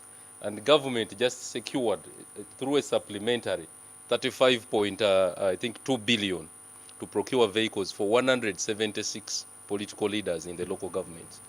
So we are hoping that by end of this month, we shall have that entire budget. So they will enjoy it, for the few months, and then they will transit to the new leaders coming on board. The curious mind in me is asking why now, but don't answer that question. It is very strategic. And so I want to once again say, let the citizens be aware that there is some work happening. And let's not give up. Let's not give up, because we as the civil society, we as government, when we give up, what should the citizens do? We know there is that state of apathy, but let's continue pushing. Things will be much better. The two ones that I want to end with, let's agree in this meeting that we will do everything possible to support the commitments made by the minister. For example, one, the convening of the interagency forum, or all those institutions. If we do not push as civil society organizations, that commitment may not be realized. You know, the meeting where he suggested meeting all the chairpersons of the local government public accounts committees. Without the support of the civil society organizations and the development partners, that meeting will not happen. Oh, so we have to let's, push. Let's push. Okay. You know, and also, Henry where speak to possible, that. support financially. I will end with supporting the local governments to develop client charters. My brother, Commissioner Ujok, mentioned that client charters are a must for all institutions.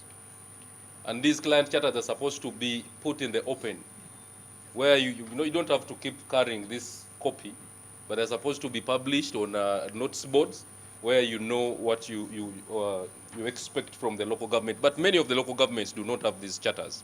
So we also need to support them to ensure that the charters are available and they are being complied to.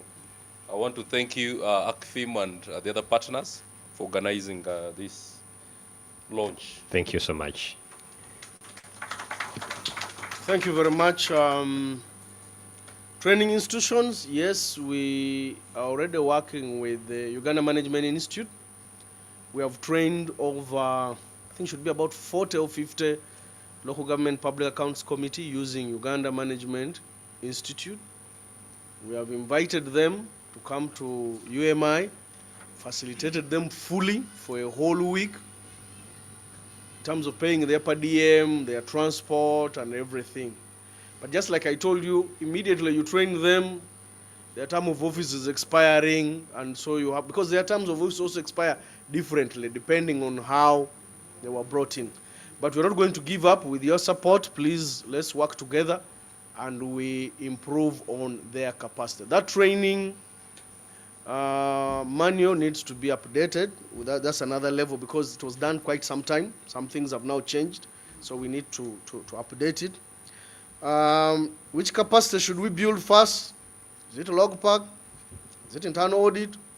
Now, Lgpac, I've said, is you're examining a report, like she said. If you examine a report of somebody who already has issues, your recommendation likely is going to be outside what actually is happening. We need to do it.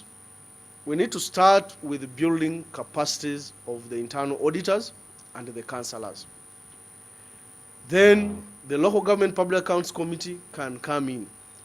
Now, I also want to, for the members who are here, the audience, is that Section 8 of the Local Government Act, the current one, says that all line ministries should be offering technical support to all for their line departments. For example, Ministry of Education offers technical support to DEO's office.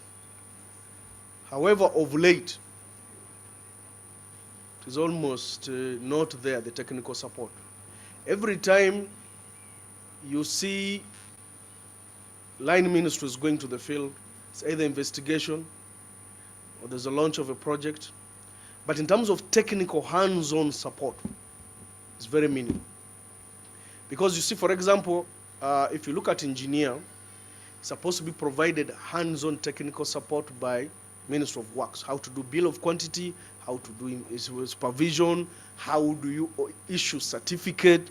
So if you go there, civil society, and you find those are some of the gaps that they were paying without proper certificate or the challenge, then it means the line ministries are not doing much to support, build the capacity. The capacity of internal audit, yes, we have talked about it. We are also working hard as a ministry, but of course we may not also do it a lot. We expected with the Ministry of Public Service to elevate the internal audit to a head of department, because right now they're at principal level. They are only, the structure provides for only 2. That's too small for them to do a good job. And remember, you are requesting a head of department to respond to your queries, and you are at a lower level. So we want to raise it. We are discussing Ministry of Public Service. So let's wait for the time when we are restructuring local government, so that we increase the numbers of internal audit, but also elevate it to a head of department, where we can now have more responsibility in that area. My parting shot, I would like to call upon you, the civil societies, to please support local governments to deliver service. There's nowhere you will ever get the service apart from being in a local government. He mentioned it at the beginning. That's where the rubber meets the what? The road. So we need to all help the local government. And besides that, all of us who are in this hall, there's nobody here who doesn't come from a local government. And when you retire, that's when you realize that I wish I had worked harder to support my local government before things went out of hand. So me talking and all of us who are here, I call upon you to be committed. Add at least what the Muganda says, a tafari on your local government to make it better. I thank you, ACTFIM, and the Uganda National NGO Forum, and every other person for giving us this opportunity, but also for coming up with this kind of forum. Thank you very much. Thank you so much. And lastly, Mr. Semanda, and I have one quick question. If you were in the and it's telling you, okay, just three things in order of priority, which ones would they be around Lgpacs?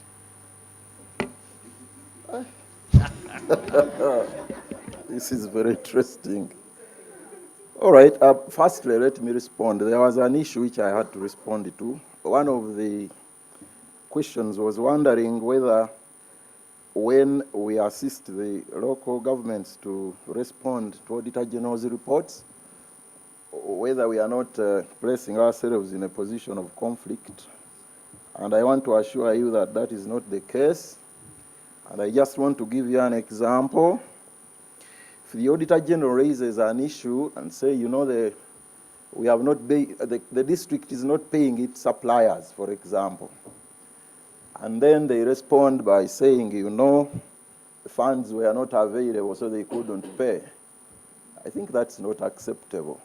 So if they appeared before me, I would be telling them, this report was raised 1 year ago. Can you submit a list of the suppliers then and what has been happening between then and now so that we know who has been paid and who has not been paid? And there I'm helping them to respond to the Auditor General's query. But I'm not compromising myself. So that's what I was really explaining. Going back to this, firstly, I want to appreciate what the minister recommended. All of them are up to sport. They just need to add a bit of additional improvement. So those issues which were raised, I support them fully. And they could see the works of LGPK improving greatly. But having said that, we actually do a lot of work. A lot of work. And this work goes unrecognized. The scope of the committee is very wide. It has issues to do with finance, administration, human resources. Sometimes you are talking about land, you are talking about construction, road, buildings, you name it. They all come before the committee. So I want to emphasize that these committees, their capacity have to be built continuously. I would not give the preference to internal audit. I would actually give it to the committees. There is a very wide diversity of things which one needs to know when they are on this committee.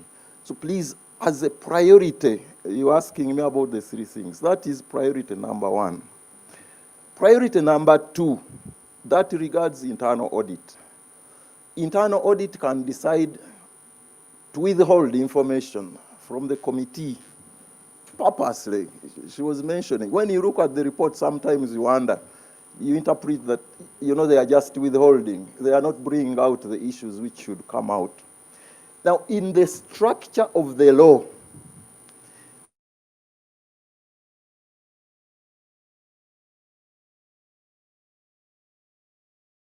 there, we are just supposed to receive reports from Auditor General, from internal audit, from wherever. But you cannot, just like you seated as the chairperson or a member, and you hear the issue which were raised here by our colleague from the President's office, if they get that information, they can follow it up. This committee is not empowered. I can't hear from the public that they have stolen money for that road, and then I go there and start asking, can you give me accountability about this? It is not provided for in the law. And that is a very big weakness. So it needs to be addressed. And probably the last issue should be to streamline. No, let me not go to streamline. To get the public involved in the activities of the committee. These hearings are public hearings, but in many cases, I would say I have never seen any member of the public come to attend a committee hearing. I have never. And the individuals may not be organized, but now we have the civil society. Let's encourage the civil society to be attending the meetings of these committees. I think they would represent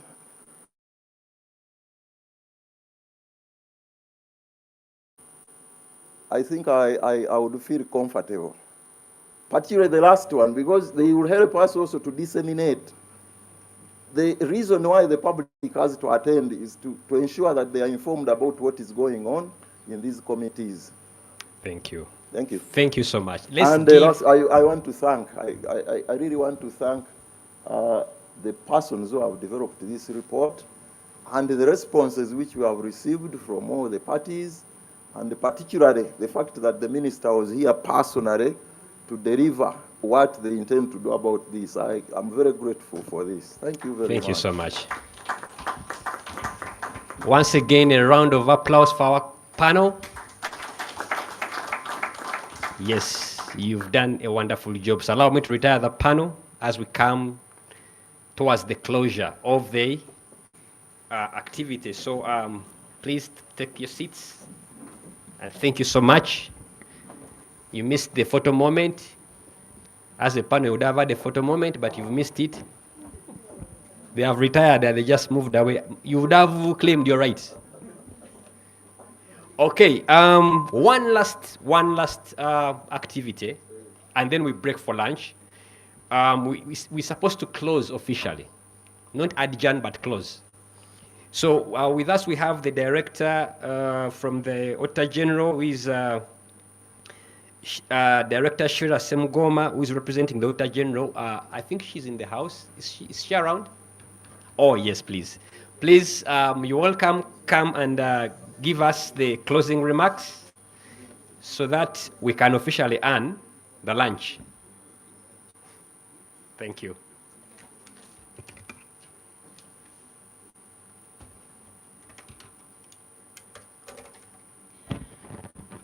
Thank you, MC, and good afternoon to you all.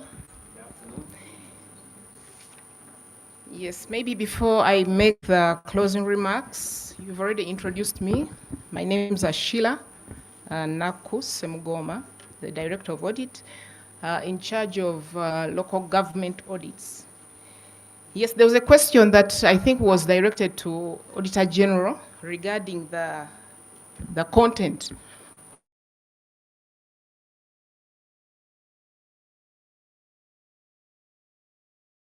Okay, which report this person is referring to, because there is a lot of improvements that are really happening within the office. We normally plan our audits in January. Between January and March, we are planning for audits, and we have that high-level planning, which we call what we call the SORA, okay? Where we look at different aspects that have come up during the year. And indeed, we try to categorize our audits. But still, we have what we call thematic approaches to our audits. This has been going on for quite some time, where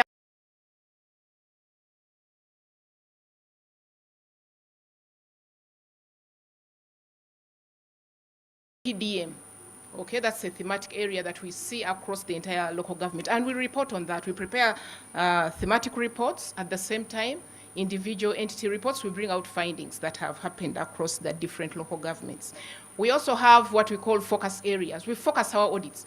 In local governments, we know service delivery is really something that is very emphasized, and there's particular government interventions that are done annually. Funding is provided to ensure that certain areas are improved. Those are the areas of focus that we do take up, plan, guide, and see them across the entire local government and prepare what we call key messages that we normally present to Parliament. Okay? And in addition, the issue of citizens, we've taken it up seriously as an office. We have a platform where we encourage citizens to actually give us feedback on what is happening in the different local governments. This is what we call the Citizen Feedback Platform. It's an app, okay? When the Auditor General was in the regions, for some time when he had just come into office, we really popularized this app and encouraged citizens. Here we're encouraging citizens wherever they are seated, because the Auditor General comes in a bit late, okay? And we have a specific time when we should be doing our audits. So when he comes in, when the citizen, wherever he is, if there's a program he knows that is being implemented in his or her local community, that person is, as long as he has a phone, a smartphone, he will take a picture and give us a narrative of exactly what is going on and send it on that platform. So this information is collected, okay? And then we share it during the planning sessions and then divide it out. Where does it belong? Which directorate? Whether it's an MDA? Which local governments? Yes, however much we sample, these ones have to be a must look at, because we can't do 100%, but we try. We are really in touch with the citizens to ensure that we pick up issues real time when they really raise them out there. Yes, that's what I wanted to say. And maybe now beginning last year, we have what we call a combined audit report, because before we used to have different directorates. Value for Money would prepare a report, it's on its own. Then the financial auditors in local governments are also doing their own. But there is a lot of work that is going on, for example, on UGIFT, engineering audits. We have engineers who are doing those audits. So what we did last year was to produce what we call the combined report, where we had to put everything in one report. For a district, we had to put all the different types of audits that were undertaken during the year. Of course, highlights, but of course, make you reference to the main report. There is a lot really that is touching service delivery. And I think really that was not fair. Thank you. Yes, the Honorable Minister of Local Government, I understand he was here before. Members of Parliament present, representatives from the accountability institutions, hopefully, IG, PPDA, DAI, State House Anti-Corruption Unit, local government officials, development partners present, civil society representatives, ladies and gentlemen. I greet you all and thank you for this constructive participation.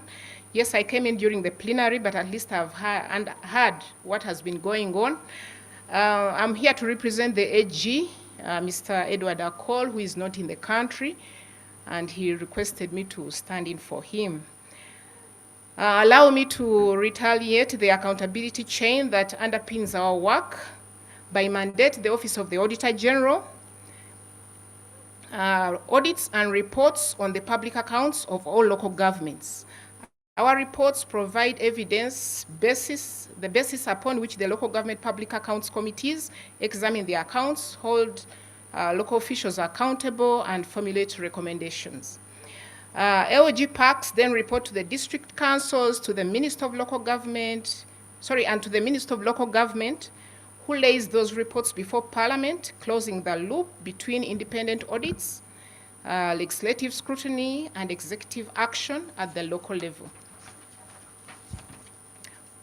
When each link in this chain is strong, service delivery improves and public trust grows. The study that has been discussed today covered 18 districts, but given the homogeneity of local governments, this gives us both encouragement and a clear to-do list.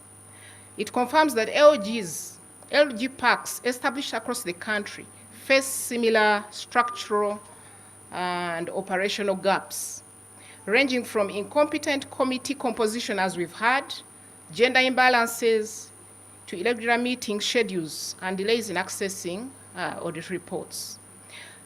This highlights capacity needs for Lgpacs, notes financial and logistical constraints, and flags the risks of political interference and weak follow-up on recommendations. At the same time, it documents positive cases where rigorous scrutiny and field verification have driven recoveries, strengthened financial discipline, and improved service outcome, especially when institutions collaborate and resources are available.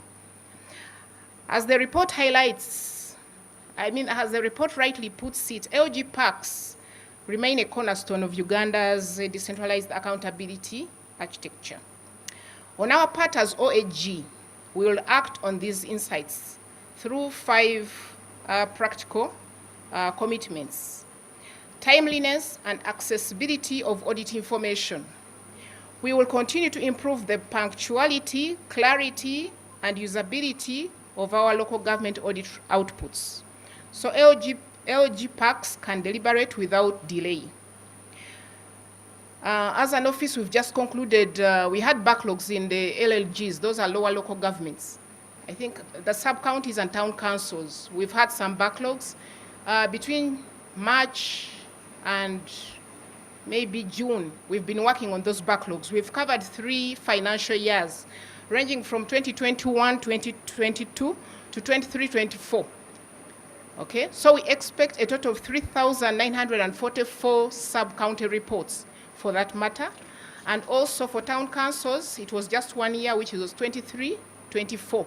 So there's a total of 568 reports. So those reports are being finalized, and they will be disseminated to the different local governments once they are all signed by the AG. So that's a lot of work, as already indicated. There is that huge load that we are going to send through to the local government parks. 2, a strong follow-up. We will intensify engagement with accounting officers, the chief administrative officers, the town clerks, and Lgpac chairpersons on tracking the implementation of audit recommendations with clear status updates that support district council oversight. Still, as an office, we have a tool that tracks recommendations that have been issued. Well, it's under development, but we've already captured recommendations that were issued for the last 4. We started from 18-19 up to 21-22. Those were 4 years. We already captured that. It's still under development, like I've indicated. It may not be accessible already to the outside public, but we continue to track these recommendations so that we ensure that this one we believe will go in a long way in encouraging accountability, reduce future audit findings, which are the queries, as well as build build credibility and confidence in the audit processes. So when we follow up, if someone knows that the recommendations are being followed up, they act. There's a way it triggers that action, and then they will follow up on, at least they move to do something about that. 3 is about capacity support in partnership, working with the Ministry of Local Government and other stakeholders. We support targeted capacity building for Lgpacs, PAC members, and I think even internal audit. I think Auditor General has been requested on some occasions to come up and support, and we've really provided resources to ensure that we do support. So once organized with these targeted capacity buildings, we shall be available, especially in reading, especially in reading audit evidence, financial analysis, and effective hearing management. And our teams are always on call whenever there are these sittings. They are part. Yes, they are part. They normally come through and offer the necessary support during the hearings. For collaboration across the accountability ecosystem, we will deepen our coordination with the Ministry of Local Government, Parliament, the Inspectorate of Government, and other integrity bodies to reinforce enforcement where repeated non-compliance, is identified. And 5, constructive engagement with civil society. The office is open and committed to working with the civil society to help government tackle the challenges of financial mismanagement. CSOs are critical allies in citizen sensitization, community level verification, and monitoring of corrective action flowing from audit and Lgpac recommendations. But we cannot do this alone. We therefore need the support of the district councils to resource your local government parks adequately and protect their independence. 2, the Ministry of Local Government expedite approvals and provide the operational guidance Lgpacs need to operate. The accounting officers treat audit recommendations as mandatory risk controls, not optional suggestions. To the development partners, sustain support for logistics, training, and data systems that make oversight effective. And to citizens and the media, continue to pay attention. Your scrutiny turns audit findings into real change where it matters most. Before I conclude, allow me to thank the organizers of this very important engagement, the Alliance for Finance Monitoring, the National NGO Forum, and other development partners. I think this has benefited all of us here. The measures of today's effort will not be a number of pages we have read, but the number of recommendations we implement. So let us move together from report to remedy so that every shilling allocated to local service delivery is used lawfully, efficiently, and for the public good. I thank you all, and I think, am I allowed to close? I take this opportunity on behalf of the AG to declare this engagement closed. Thank you very much.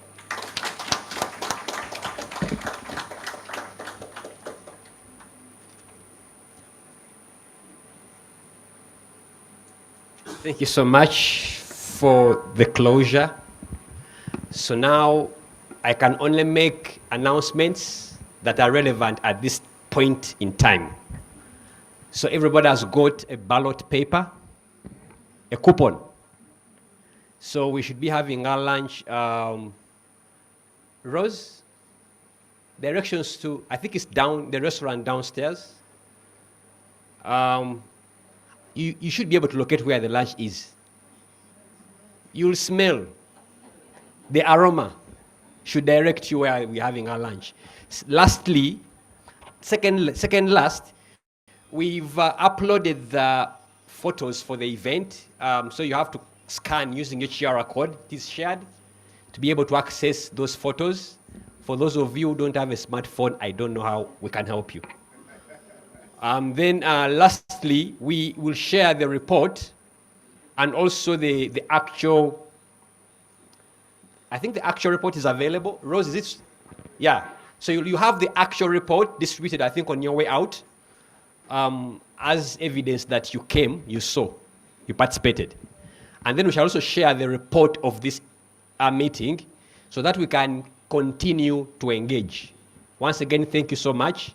In the afternoon, there is a smaller meeting for a smaller group of people, they know themselves. We should come back here in the same venue and at exactly 2:30? Yes, 2:30 to start that meeting. Thank you so much. It's been an honor. Felix Kafuma is my name. God bless.